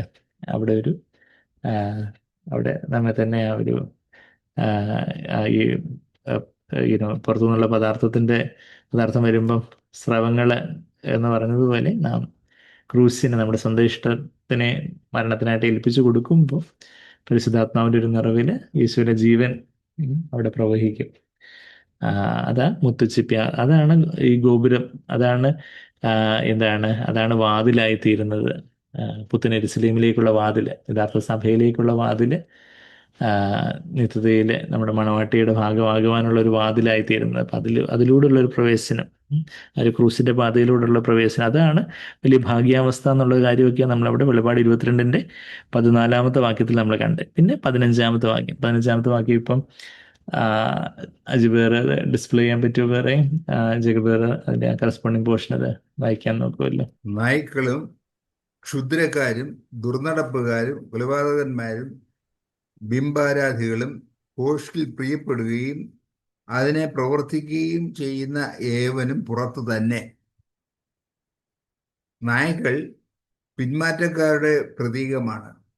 അവർ ആദ്യം തങ്ങൾക്ക് ഇഷ്ടമില്ലാത്ത അത് ഛർദ്ദിക്കുന്നു, പാപം ഉപേക്ഷിച്ച് ക്രിസ്തുവിലേക്ക് വരുന്നു. എന്നാൽ പിന്നീട് അവർ പോയി ഒരിക്കൽ തങ്ങൾ ഛർദ്ദിച്ചത് തന്നെ വീണ്ടും ഭക്ഷിക്കുന്നു. അതായത് ക്രിസ്തുവിനെ തള്ളിപ്പറഞ്ഞ് പഴയ പാപത്തിൽ വീണ്ടും ജീവിക്കുന്നു. 2 പത്രോസ് 2:22 ഇത് വായിക്കാം. ക്ഷുദ്രക്കാർ മാന്ത്രിക വിദ്യ പ്രവർത്തിക്കുന്നവർ, ദുർനടപ്പുകാർ, കൊലപാതകന്മാർ, ബിംബാരാധികൾ തുടങ്ങിയവർ ദൈവരാജ്യത്തിന് പുറത്താണെന്ന് ഒരിക്കൽ കൂടെ പറഞ്ഞിരിക്കുന്നു. അതുപോലെ തന്നെയാണ് ഭോഷ്ക് പറയുവാനും പ്രവർത്തിക്കുവാനും ഇഷ്ടപ്പെടുന്നവരും. ഭോഷ്ക് പറയുകയും പ്രവർത്തിക്കുകയും ചെയ്യുന്നവർ ദൈവരാജ്യത്തിന് പുറത്താണെന്ന് ബൈബിളിൽ അവസാന ഭാഗത്ത് 3 വട്ടം ഓർപ്പിച്ചിരിക്കുന്നു. അതായത് വെളിപ്പാട് 21:8, 21:27, 22:15. ആദിമസഭയിൽ വിധിക്കപ്പെട്ട ആദ്യത്തെ പാപം ഭോഷ്കാണ്. അപ്പോസ്തല പ്രവൃത്തി 5:3. ബൈബിളിൽ ഒടുവിലായി പരാമർശിച്ചിരിക്കുന്ന പാപവും ഭോഷ്കാണ്. ഈ സ്വഭാവത്തിൽ നിന്ന് ഒരു പക്ഷേ മറ്റേതൊരു സ്വഭാവത്തെക്കാളും ഏറെ നാം ശുദ്ധീകരണം പ്രാപിക്കേണ്ടതുണ്ടെന്ന് ഇത് നമ്മെ പഠിപ്പിക്കുന്നു. നമ്മുടെ ജീവിതത്തിൽ ഭോഷ്കിൽ നിന്ന് പൂർണ്ണമായി ശുദ്ധീകരണം പ്രാപിച്ചവരാണ് സിയോൻ മലയിൽ കുഞ്ഞാടിനോടൊപ്പം നിൽക്കുന്നത്. Thank you. സോ ഇപ്പം നമ്മളിവിടെ വെളിപാട് 22-ന്റെ 15-ാമത്തെ വാക്യം, അതുപോലൊരു വാക്യം നമ്മൾ അതിന് തൊട്ട് മുമ്പ് 21-ാം അധ്യായത്തിന്റെ 8-ാമത്തെ വാക്യത്തിൽ ഇതുപോലൊരു കാര്യം നമ്മളവിടെ കണ്ടായിരുന്നു. ഇതേപോലുള്ളൊരു ലിസ്റ്റ് അവിടെ നമ്മൾ കാണുന്നുണ്ട്. ഇവിടെയും ഒരു ലിസ്റ്റ് നമ്മൾ അതിൻ്റെ സിമിലർ ആയിട്ടുള്ള അതുപോലെയുള്ള ഒരു ലിസ്റ്റ് നമ്മൾ ഇവിടെയും കാണുന്നുണ്ട്. എന്തൊക്കെയാ ഇവിടെ കാണുന്ന? ഇത്രയെല്ലാം മുന്നറിയിപ്പുകളും കാര്യങ്ങളും എല്ലാം കഴിഞ്ഞിട്ട് വീണ്ടും ദൈവാത്മാവ് വീണ്ടും ഒന്നുകൂടെ ഓർപ്പിക്കുക. എന്തൊക്കെയാ? ചിലരൊക്കെ പുറത്തായിരിക്കും.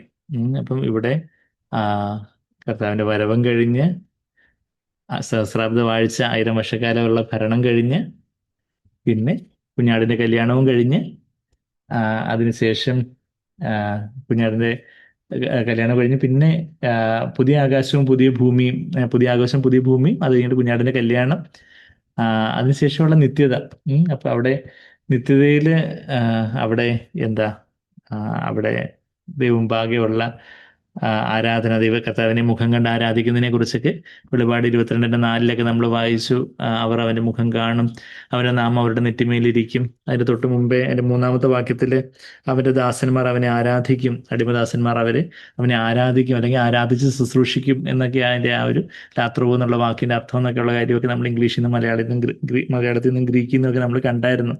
അപ്പൊ അങ്ങനെയുള്ള നിത്യതയിൽ ഉള്ള വലിയ സന്തോഷത്തിന്റെ കാര്യങ്ങളും ദൈവമുമ്പാകെയുള്ള ഒരു വലിയ ജീവിതത്തെക്കുറിച്ചുമൊക്കെ, വലിയ തേജസ്സുള്ള വലിയൊരു ജീവിതത്തെക്കുറിച്ചൊക്കെ പറയുന്നതിന്റെ കൂട്ടത്തിൽ തന്നെ പെട്ടെന്നൊരു മുന്നറിയിപ്പ് വീണ്ടും വായനക്കാരായിട്ടുള്ള നമുക്ക് വേണ്ടി പറയുക.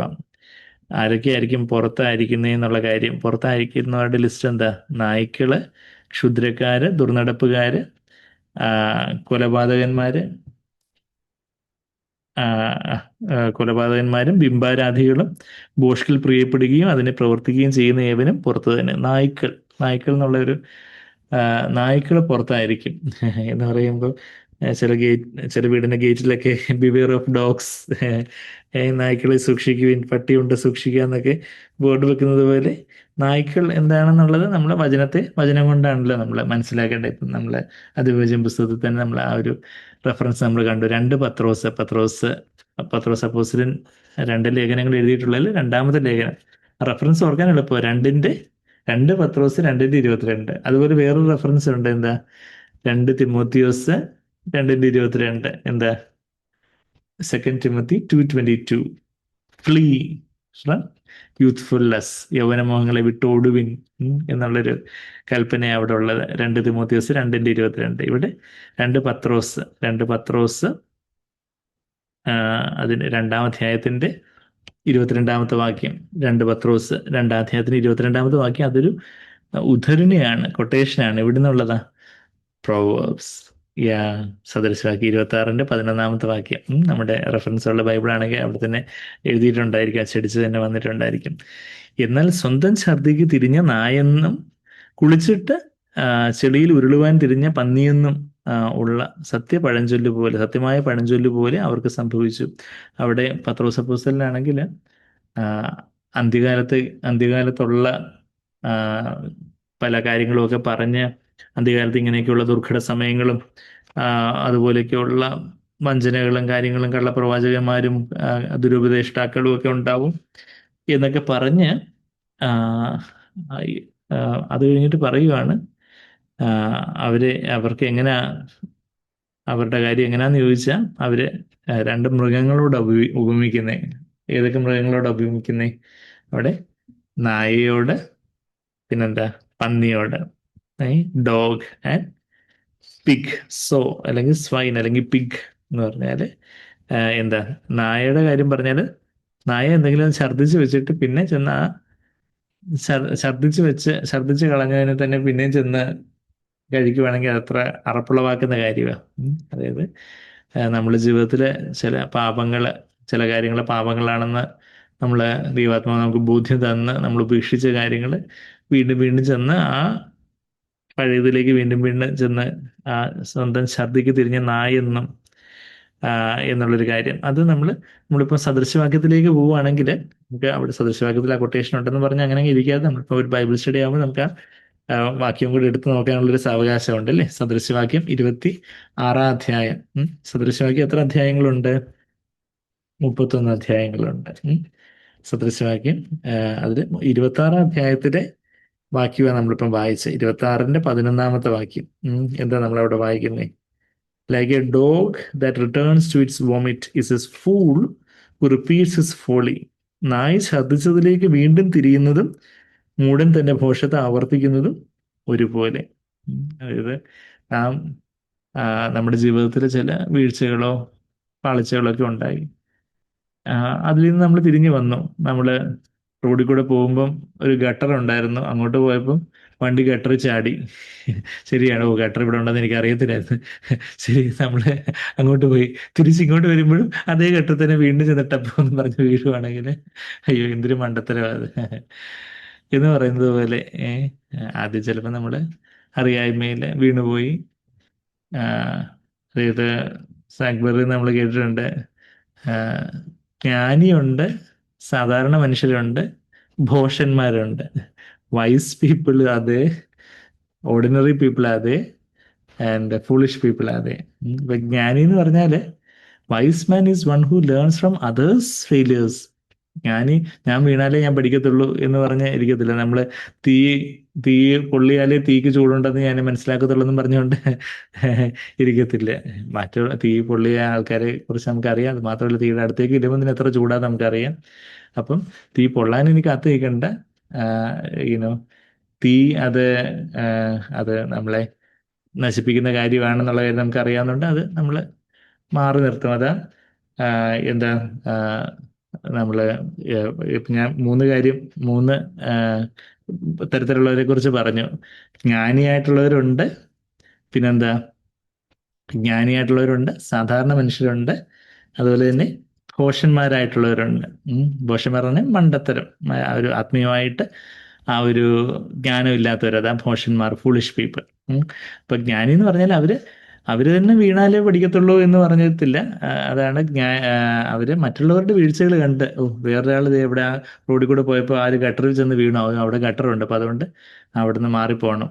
അപ്പോൾ അതാ ജ്ഞാനി. മറ്റുള്ളവരുടെ വീഴ്ചകളിൽ നിന്ന് ഇപ്പം നമ്മളത് പ്രായോഗികമായിട്ട് നമ്മൾ നോക്കും. മറ്റുള്ളവരുടെ നമ്മുടെ ജീവിതത്തിൽ തന്നെ നമ്മുടെ ചുറ്റും കാണുന്ന നമ്മുടെ സഭയിലുള്ള ചില സഹോദരങ്ങളെ, സഭ വിട്ടുപോയിട്ടുള്ള സഹോദരങ്ങളെ, അല്ലാതെ നമ്മുടെ ജോലി സ്ഥലത്തും പഠന സ്ഥലത്തും ഒക്കെ നമുക്ക് അറിയാവുന്ന പലരുടെയും വീഴ്ചകളിൽ നിന്ന് അവരുടെ ജീവിതത്തിൽ അങ്ങനെ ഒരു വീഴ്ചകളുണ്ടായി. ഇപ്പം യൗവനക്കാര് പാഠങ്ങൾ പഠിക്കേണ്ട എത്രയോ യൗവനക്കാര് പല സ്നേഹബന്ധങ്ങൾ എന്നൊക്കെ പറഞ്ഞ് റിലേഷൻഷിപ്സിലേക്ക് പോയി വീണ് അവരുടെ ജീവിതം കുട്ടിച്ചോറായിപ്പോയി.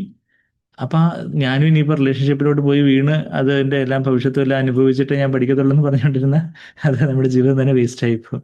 പക്ഷെ മറ്റുള്ളവരുടെ വീഴ്ച അവര് ഇതുപോലുള്ള ഓരോ കാര്യങ്ങൾ, അല്ലെങ്കിൽ ചിലപ്പം ചിലരുടെ ലഹരി ഉപയോഗം, അതുപോലൊക്കെയുള്ള വേറെ തരത്തിലുള്ള യുനോ അധാർമികമായിട്ടുള്ള പല കാര്യങ്ങളിലോട്ടും ഒക്കെ പോയി ചെന്ന് വീഴുന്നു. അപ്പൊ അവരുടെ ജീവിതത്തിൽ ഉണ്ടാകുന്ന ഭവിഷ്യത്തുകളും കാര്യങ്ങളും, അവരുടെ ജീവിതത്തിൽ ഉള്ള സമാധാനം ഇല്ലാത്ത അവസ്ഥകളും കാര്യങ്ങളും ഒക്കെ കണ്ട് അത് അത് മറ്റുള്ളവരുടെ അവരുടെ ജീവിതത്തിൽ പല വീഴ്ചകളും ചിലര് എന്തെങ്കിലുമൊക്കെ സഭയിൽ എന്തെങ്കിലുമൊക്കെ തിരുത്തലുകളൊക്കെ കിട്ടുമ്പോഴത്തേക്കും സഭയെ വിട്ടുപോയി, എനിക്കിവിടെ നിൽക്കാൻ വയ്യ, അവരെന്നോട് ഇങ്ങനെ പറഞ്ഞു, ഇന്ന ബ്രദർ എന്നോട് ഇങ്ങനെ തിരുത്തി, എന്നെ ഇങ്ങനെ കറക്റ്റ് ചെയ്തു, അതുകൊണ്ട് എനിക്ക് ഈ സഭ വേണ്ട എന്ന് പറഞ്ഞ് വിട്ടുപോകുന്നവരുണ്ട്. അപ്പൊ അങ്ങനെ റിബൽ ചെയ്ത് മത്സരിച്ച് പോകുന്നവരുണ്ട്, അല്ലെങ്കിൽ പാപത്ത് വീണ് നിരാശപ്പെട്ട് അങ്ങനെ പോകുന്നവരുണ്ട്. അപ്പൊ അങ്ങനെ പല പല രീതിയിലുള്ള മറ്റുള്ളവരുടെ ജീവിതത്തിലുള്ള വീഴ്ചകൾ നമ്മൾ കാണുമ്പോൾ അവരെ വിധിക്കാനോ അവരെല്ലാം ദൈവം വീണു, ഞാനെന്തോ വലിയ ആത്മീയെന്ന് പറയാനല്ല, മറിച്ച് കർത്താവ് എനിക്കും അതുപോലുള്ളൊരു ജഡമാണ് ഉള്ളത്, അതുകൊണ്ട് ഞാനും വീണു പോകാം എന്ന് പറഞ്ഞ് നമ്മളുടെ ജീവിതത്തിൽ നമ്മൾ മറ്റുള്ളവരുടെ വീഴ്ചകളിൽ നിന്നൊരു പാഠം ഉൾക്കൊണ്ട് കർത്താവ് അവരെ കല്ലെറിയാൻ ഞാൻ ആരുമല്ല, മറിച്ച് കർത്താവെ അവിടുത്തെ കരുണയാൽ, അവിടുത്തെ കൃപയാൽ ഞാനിങ്ങനെ ആയിരിക്കുന്നു. കർത്താവിൻ്റെ വലിയ കരുണയും കൃപയും, കർത്താവിൻ്റെ കൃപയില്ലായിരുന്നുണ്ടെങ്കിൽ ഞാനും എന്നേ വീണു പോയനെയായിരുന്നു. അപ്പൊ അങ്ങനെ നമ്മളുടെ ജീവിതത്തിൽ മറ്റുള്ളവരുടെ വീഴ്ചകളിൽ നിന്ന് പാഠം ഉൾക്കൊള്ളുന്നതാണ് ജ്ഞാനിയായിട്ടുള്ളവർ. അത് ദൈവത്തിന്റെ ഒരു ജ്ഞാനം ഉണ്ടെങ്കിലും മറ്റുള്ളവരുടെ ജീവിതത്തിലെ പല വീഴ്ചകൾ കാണുമ്പോൾ നമ്മൾ അതിൽ നിന്നൊരു പാഠം ഉൾക്കൊള്ളും. പിന്നെന്താ, സാധാരണ മനുഷ്യരെന്താ, അവരുടെ ജീവിതത്തിൽ അവരുടെ തന്നെ വീഴ്ചകളിൽ നിന്ന് പാഠം ഉൾക്കൊള്ളുകയാണെങ്കിൽ അത് സാധാരണ മനുഷ്യൻ, അത് ഓർഡിനറി മാൻ, ഒരു സാധാരണക്കാരൻ, നല്ല കാര്യം തന്നെ. അവർ തന്നെ വീണു, അതിൽ നിന്നൊരു പാഠം ഉൾക്കൊണ്ടു. അതാണെങ്കിൽ അറ്റ്ലീസ്റ്റ് ഒരു സാധാരണ മനുഷ്യൻ, നോർമൽ ഹ്യൂമൻ ബീങ് എന്നെങ്കിലും പറയാം. എന്നാൽ പിന്നെ ഭോഷന്മാരുടെ കാര്യം എന്താ, സ്വന്തം ജീവിതത്തിൽ വീണതിന് ശേഷം അവര് വീണ്ടും വീണ്ടും ഇതിലേക്ക് തന്നെ വീണ്ടും വീണ്ടും ചെന്ന് വീണുകൊണ്ടിരിക്കുക. അങ്ങോട്ട് പോകുമ്പോഴും ഒരു ഗട്ടർ വീഴും, അതേ ഗട്ടർ തന്നെ ഇങ്ങോട്ട് തിരിച്ചു വരുമ്പോഴും വീഴും, പിന്നെ ആ കുഴി തന്നെ പിന്നെ അങ്ങോട്ടും വീഴും, പിന്നെ ഇങ്ങോട്ടും വീഴും. അപ്പൊ നമ്മള് സാമാന്യ ബുദ്ധിയുള്ളവരാരും ഒരു ഗട്ടർ തന്നെ അങ്ങോട്ടും ഇങ്ങോട്ടും എല്ലാം അങ്ങോട്ടും ഇങ്ങോട്ടും വീഴത്തില്ല. പക്ഷെ ആത്മീയ ജീവിതത്തിൽ പലപ്പോഴും നമ്മൾ നോക്കുമ്പോൾ എന്താ, നമ്മുടെ ജീവിതത്തിൽ തന്നെ പല വീഴ്ചകളും പല കുറവുകളൊക്കെ ഉണ്ടായിട്ടും അതിൽ നിന്ന് നമ്മളൊരു പാഠം ഉൾക്കൊള്ളാതെ വീണ്ടും വീണ്ടും നമ്മൾ അതിലേക്ക് യഥാർത്ഥത്തിലുള്ളൊരു മാനസാന്തരം, യഥാർത്ഥത്തിൽ ആ പഴയതായിട്ടുള്ള ക്രിസ്തുവിന് ചേരാത്തതായിട്ടുള്ള പല കാര്യങ്ങളും വിട്ടുപേക്ഷിച്ച് വരാതെ അവിടെയും അതും ശരി ഇതും ശരി എന്നൊക്കെ പറഞ്ഞ് നമ്മളൊരു അഴകുഴമ്പൻ മനോഭാവത്തിൽ അങ്ങനെ അങ്ങ് നിൽക്കുമ്പോൾ അത് ആ ഒരു ഭോഷത്വമായിട്ടുള്ള അവസ്ഥ, സ്വന്തം വീഴ്ചകളിൽ നിന്ന് പോലും പാഠം ഉൾക്കൊള്ളാത്ത അവസ്ഥ, ആ സ്വന്തം വീഴ്ചകളിൽ നിന്ന് പോലും പാഠം ഉൾക്കൊള്ളാതെ വീണ്ടും വീണ്ടും ആ പാപത്തിലേക്ക് തന്നെ വീണ്ടും ചെയ്യുന്നൊരു അവസ്ഥയെ നമ്മളിപ്പോൾ എവിടെ കണ്ടേ? സദൃശ്യവാക്യം 26 അധ്യായം സദൃശവാക്യം 26-11 വാക്യം നമ്മൾ കണ്ടേ. സദൃശവാക്യം 26-11 എന്താ? നായ്ക്കളെ കുറിച്ചാണ് പറയുന്നത്. നായ ഛർദ്ദിച്ചതിലേക്ക് വീണ്ടും തിരിയുന്നതും മൂഢൻ തന്റെ ഭോഷത്വം ആവർത്തിക്കുന്നതും ഒരുപോലെ തന്നെ. അപ്പോൾ നമ്മുടെ ജീവിതത്തിൽ ആ ഒരു നായിൻ്റെ ഒരു സ്വഭാവം ഉണ്ടോ? വീണ്ടും വീണ്ടും ഒരേ കാര്യങ്ങളിലേക്ക് വീണ്ടും വീണ്ടും ചെന്ന് വീഴുന്ന ഒരു അവസ്ഥ. നമ്മുടെ ചില പാപങ്ങളൊക്കെ ജയിച്ചു വരാനൊക്കെ ചിലപ്പോൾ സമയങ്ങൾ എടുത്തേക്കും. നമ്മളാരും അതിൽ കുറ്റബോധത്തിൽ അകപ്പെട്ട് വീണു അങ്ങനെ ഒരു നമ്മളെ തന്നെ കുറ്റം വിധിച്ച് കണ്ടം ചെയ്ത് കുറ്റം വിധിച്ച് പോകണം എന്നുള്ളതല്ല, മറിച്ച് ചില കോപവും മോഹവും അതുപോലുള്ള ചില കാര്യങ്ങളൊക്കെ. എന്നാൽ അതിൽ നിന്നൊക്കെ ഒരു പാഠങ്ങൾ ഉൾക്കൊണ്ട് നമ്മുടെ failure is A success if you learn from it എന്നാ പറയുന്നത്. എന്താ, പരാജയം ഒരു വിജയമാണ്. ഇപ്പോൾ നമ്മൾ അതിൽ നിന്നൊരു പാഠം യഥാർത്ഥത്തിൽ ഉൾക്കൊണ്ട് കർത്താവേ ഇനി അതുപോലെ പരാജയപ്പെടാതിരിക്കാൻ എന്നെ സഹായിക്കണേ, ഇനി അതുപോലെ ആ പാപത്തിൽ വീണ് പോകാതിരിക്കാൻ എന്നെ സഹായിക്കണേ എന്ന് പറഞ്ഞ് നമ്മൾ അതിൽ നിന്നൊരു പാഠം ഉൾക്കൊണ്ട് മുമ്പോട്ട് പോവുകയാണെങ്കിൽ അതൊരു നല്ല കാര്യം. അപ്പം അത് നമ്മളിപ്പോൾ ഇവിടുന്ന് ഇങ്ങോട്ട് വന്നേ വെളിപാട് 22-15 വാക്യത്തിൽ ഔട്ട്സൈഡ് ആയിട്ടുള്ള ആൾക്കാർ, ദൈവരാജ്യത്തിന് പുറത്തുള്ള പുത്തൻ യെരൂശലേമിലെ നിത്യതയിൽ പുത്തൻ യെരൂശലേമിന്റെ പുറത്തുള്ള ആൾക്കാരെ കുറിച്ച് നമ്മൾ വായിച്ച അതിൽ ആദ്യത്തെ ലിസ്റ്റിൽ ആദ്യത്തെ പേരെന്താ? ഇപ്പൊ നമ്മളൊരു ലിസ്റ്റ് പേരിടുന്ന ഇങ്ങനെ ഓരോ പേര് ഇന്നയാളെ എന്ന് പറയുന്നത് ആദ്യത്തെ പേര് നായ്ക്കൾ. ദൈവം ലിസ്റ്റ് ഇടുമ്പോ ദൈവം എന്താ പറയാ, ആരുടെയെങ്കിലും ഇന്ന നായ്ക്കൾ എന്ന് പേരിടുമ്പോ ഇതെന്തോ കർത്താവ് പരിശുദ്ധ കുറച്ചുകൂടെ ക്രൈസ്റ്റിലേക്കായിട്ട് സംസാരിക്കും സഹോദര എന്ന് ചിലപ്പോൾ നമ്മൾ പറയും. കുറച്ചുകൂടെ ക്രിസ്തുവിനെ പോലെ സംസാരിക്കും, നായ്ക്കൾ എന്നൊന്നും പറയാതെ.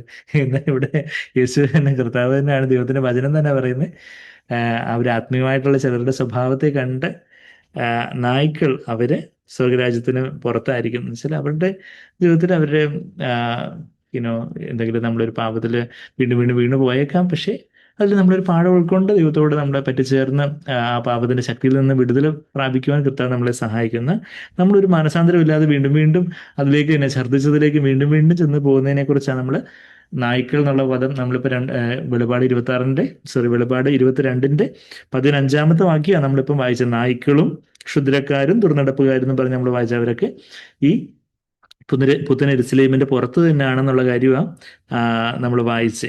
ആ ഒരു സിറ്റിയിലേക്ക്, നഗരത്തിലേക്ക്, പുത്തൻ യെരൂശലേം ആകുന്ന സഭ നിത്യതയിലുള്ള കർത്താവിന്റെ ആ ഒരു സാന്നിധ്യത്തിൽ നിന്നെല്ലാം അവർ പുറത്തായിരിക്കും. അപ്പം നായ്ക്കള് അത് നമ്മൾ 2 പത്രോസ് 2-22 കണ്ടു. അത് എവിടുന്നാ വന്നേന്ന് കണ്ടു.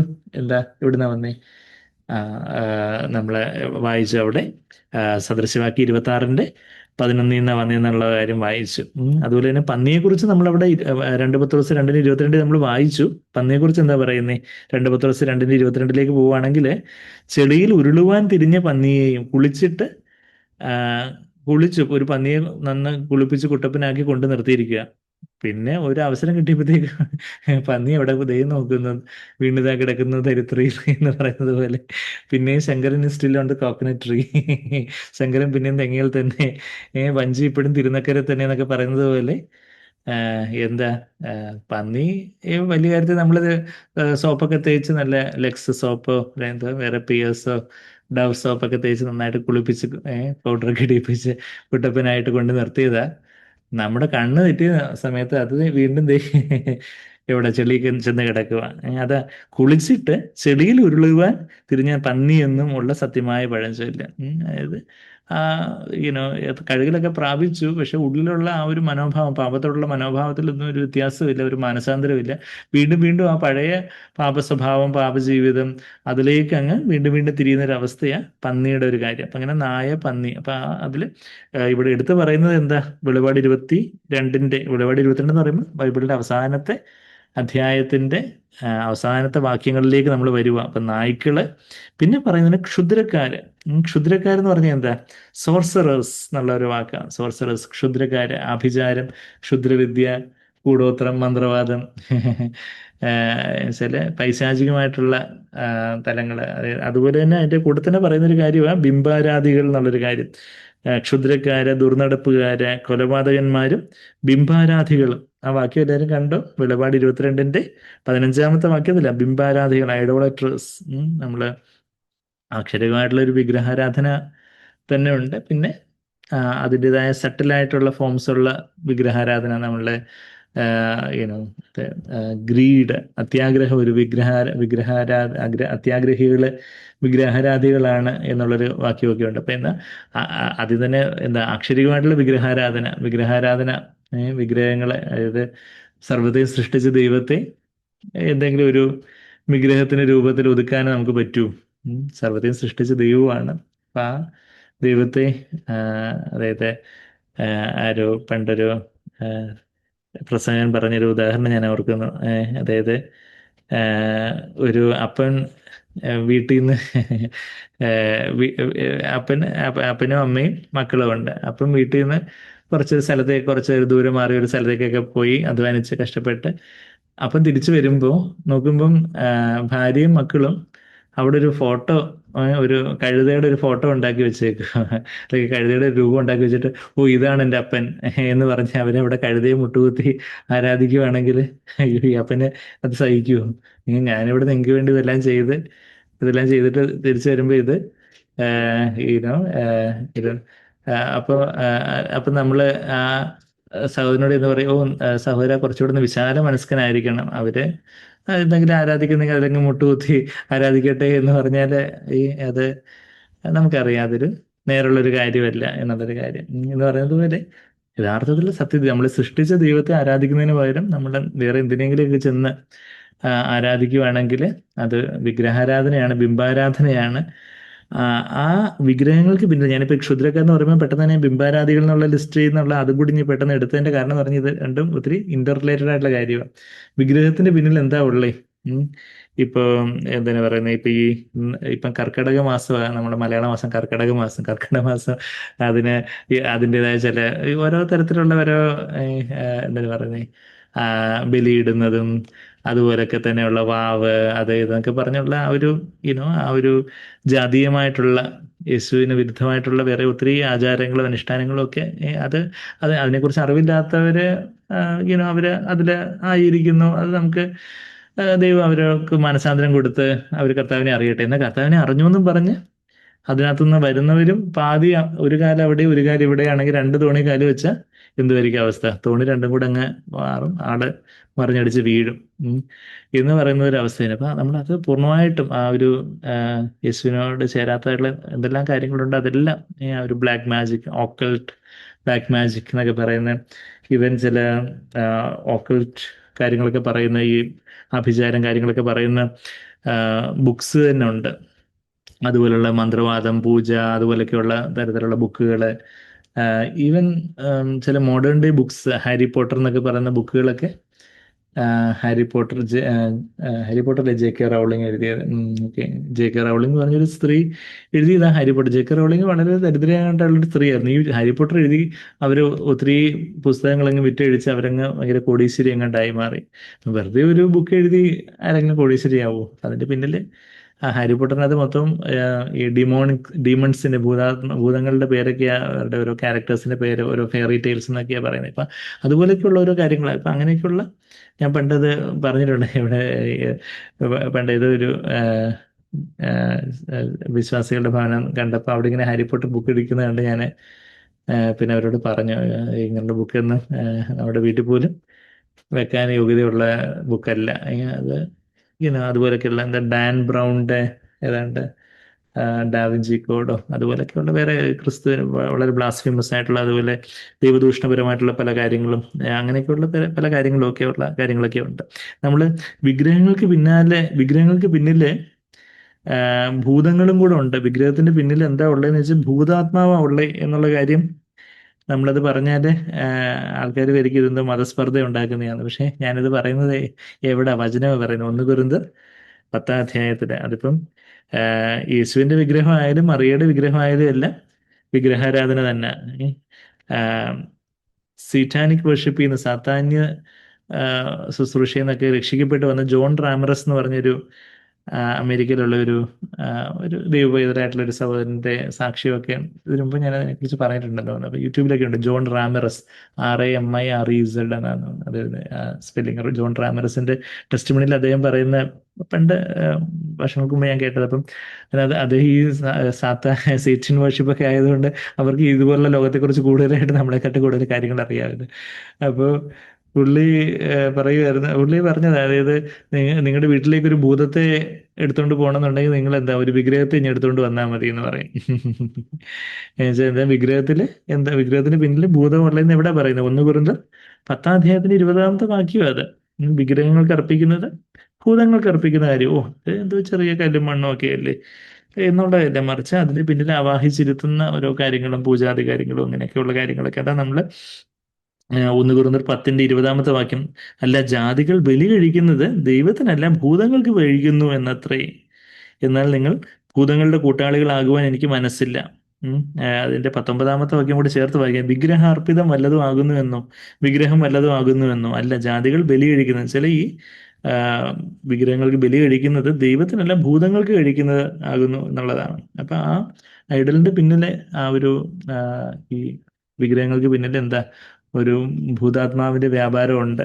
ഇപ്പം ഇനി അതിപ്പോ മറിയത്തിന്റെയും യോസഫിന്റെയും യേശുവിന്റെയും വിഗ്രഹം എന്ന് പറഞ്ഞാൽ പോലും ആ വിഗ്രഹങ്ങൾ ആ, വിഗ്രഹങ്ങൾക്ക് പിന്നിൽ അതിൻ്റെതായ ചില അതുപോലെയൊക്കെയുള്ള ചില വ്യാപാരങ്ങൾ. അപ്പൊ ഞാനിപ്പോ ഈ ക്ഷുദ്രപ്രവർത്തിക്കാരും ബിംബാരാധികളും ഒക്കെ നിത്യതയിൽ അവര് അവര് കർത്താവിനോടൊപ്പം കാണപ്പെടുകയില്ല, സ്വർഗത്തിലായിരിക്കുകയില്ല, പുത്തൻ യെരൂശലേമിലായിരിക്കുകയില്ല എന്നുള്ളൊരു കാര്യമാണ് നമ്മളിപ്പം വായിച്ചു വന്നുകൊണ്ടിരിക്കുന്നത്. ഇവിടെ വെളിപാട് 22-15 വാക്യം. ഇപ്പം ക്ഷുദ്രക്കാര്, അതുപോലൊക്കെയുള്ള യുനോ കൂടോത്രം, മന്ത്രവാദം, ക്ഷുദ്രവിദ്യ, എന്നാൽ അതിനെക്കുറിച്ച് എന്താ നമ്മൾ ദൈവമക്കളെ സംബന്ധിച്ചുള്ള നമ്മൾ അതിനെയൊക്കെ പേടിക്കേണ്ട കാര്യമുണ്ടോ?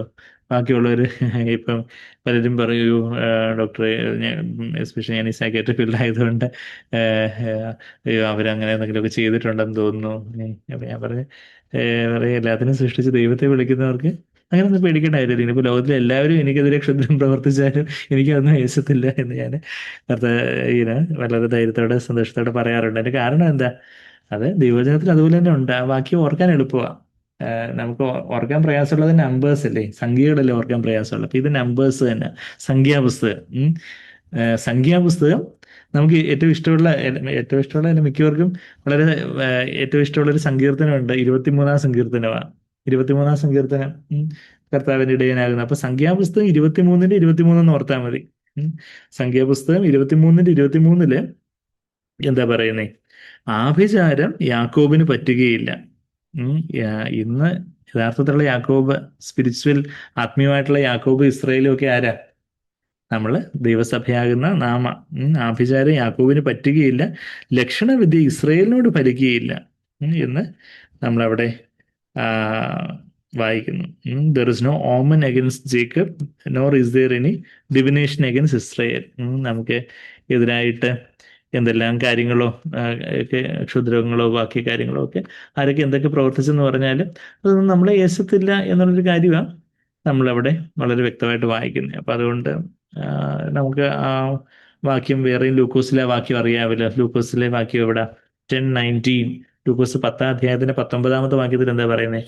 നത്തിങ് വിൽ എൻജോയ് യു, ഒന്നും നിങ്ങൾക്ക് ഛേദം വരുത്തുകയില്ല, നിങ്ങൾക്ക് ഹാനി വരുത്തുകയില്ല എന്ന് ഇവിടെ പറഞ്ഞിരിക്കുന്നത്. ലൂക്കോസ് 10-19 വാക്യം. ലൂക്കോസ് 10:19. പാമ്പുകളുടെയും തേളുകളുടെയും ശത്രുവിന്റെ സകല ബലത്തെയും ചവിട്ടുവാൻ ഞാൻ നിങ്ങൾക്ക് അധികാരം തരുന്നു, ഒന്നും നിങ്ങൾക്ക് ഒരിക്കലും ദോഷം വരുത്തുകയില്ല. Nothing will enjoy you. ആ ശത്രുവിന് കുറച്ച് ശക്തി ഉണ്ടായിരിക്കും, പക്ഷെ അതിനു മേലൊരു അധികാരം ആര് തന്നിരിക്കുന്നു? നമുക്ക് യേശു കർത്താവ് നമുക്ക് തന്നിരിക്കുന്നു. നമുക്ക് നമ്മളെ ഒരു നല്ല മനസ്സാക്ഷിയോടെ നമുക്ക് ജീവിതത്തിൽ നമുക്ക് അറിയാവുന്ന പാപങ്ങളെല്ലാം ഏറ്റുപറഞ്ഞ് ഉപേക്ഷിച്ച് കർത്താവിന് മുമ്പാകെ നമ്മളെ തന്നെ താഴ്ത്തി കർത്താവിൻ്റെ ആത്മാവിനെ നിറഞ്ഞ് നല്ല മനസ്സാക്ഷിയോടെ നുറുക്കത്തോടെ താഴ്മയോടെ നാം ആയിരിക്കുകയാണെങ്കിൽ നമ്മൾ ഒന്നും ദോഷം വരുത്തിയില്ല. നമുക്ക് ദൈവം വലിയ അധികാരം തന്നിരിക്കുക. അതിൻ്റെ ഒരു എക്സാമ്പിൾ സാഗ്ബർ എന്ന് കേട്ടുള്ള ഒരു എക്സാമ്പിൾ ഞാൻ പലപ്പോഴും പറഞ്ഞിട്ടുണ്ട്. എന്താ, ഒരു ട്രക്കിന്റെ എക്സാമ്പിൾ. ഇപ്പോൾ ഒരു 5-6 ട്രക്ക്, 5-6 വലിയ ലോറി 120 km/h സ്പീഡ് എന്ന് പറഞ്ഞാൽ മാക്സിമം സ്പീഡിൽ ഇനി വരുവാന്നിരിക്കട്ടെ. മാക്സിമം സ്പീഡിൽ ഒരു റോഡിലൂടെ ഇങ്ങനെ പാഞ്ഞു വരികയാണ്. ഒരു ചെറിയൊരു പോലീസുകാരൻ, ട്രാഫിക് പോലീസുകാരൻ സ്റ്റോപ്പ് എന്നുള്ളൊരു സിഗ്നൽ കാണിക്കുമ്പോഴത്തേക്കും ഇതെല്ലാം കൂടെ ടക്ക് ടക്ക് ടക്ക് ടക്ക് ടക്ക് എന്ന് പറഞ്ഞ് വന്നങ്ങ് നിൽക്കും.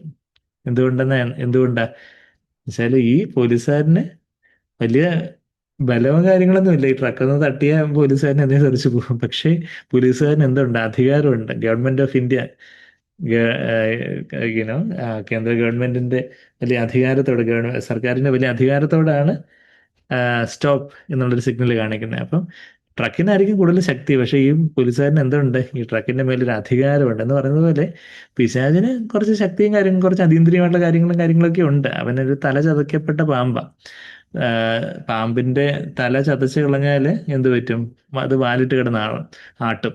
വാലിട്ട് കിടന്ന് ആടുന്ന കാണുമ്പോൾ നമ്മൾ വാല് ആടുന്നത് മാത്രമേ കാണുന്നുണ്ടെങ്കിൽ ചിലപ്പോൾ നമുക്ക് പേടി തോന്നും. പക്ഷെ തല ചതയ്ക്കപ്പെട്ടത് കണ്ട, ഓ ഇത്രയും ഇടാതെ കുറച്ച് നേരത്തേക്ക് വാലിട്ട് ആട്ട്, കുറച്ച് കഴിയുമ്പോൾ എന്താ അണയാൻ പോകുന്നത് ഇവര് ആളിക്കത്ത് എന്ന് പറയുന്നുണ്ടെങ്കിൽ സാത്താൻ എന്തെങ്കിലുമൊക്കെ ഈ വാലിട്ടാട്ടി അവനെ മറ്റുള്ളവരെ പേടിപ്പിക്കാനും ഭ്രമിപ്പിക്കാനും ഒക്കെ ഒന്ന് ഭ്രമിപ്പിക്കുക എന്ന് പറഞ്ഞാൽ എന്താ, ഒരു പരിഭ്രമം, ഒരു എംബാരസ് ചെയ്യാനൊക്കെ ശ്രമിക്കുന്നു എന്നുള്ളതേ ഉള്ളൂ.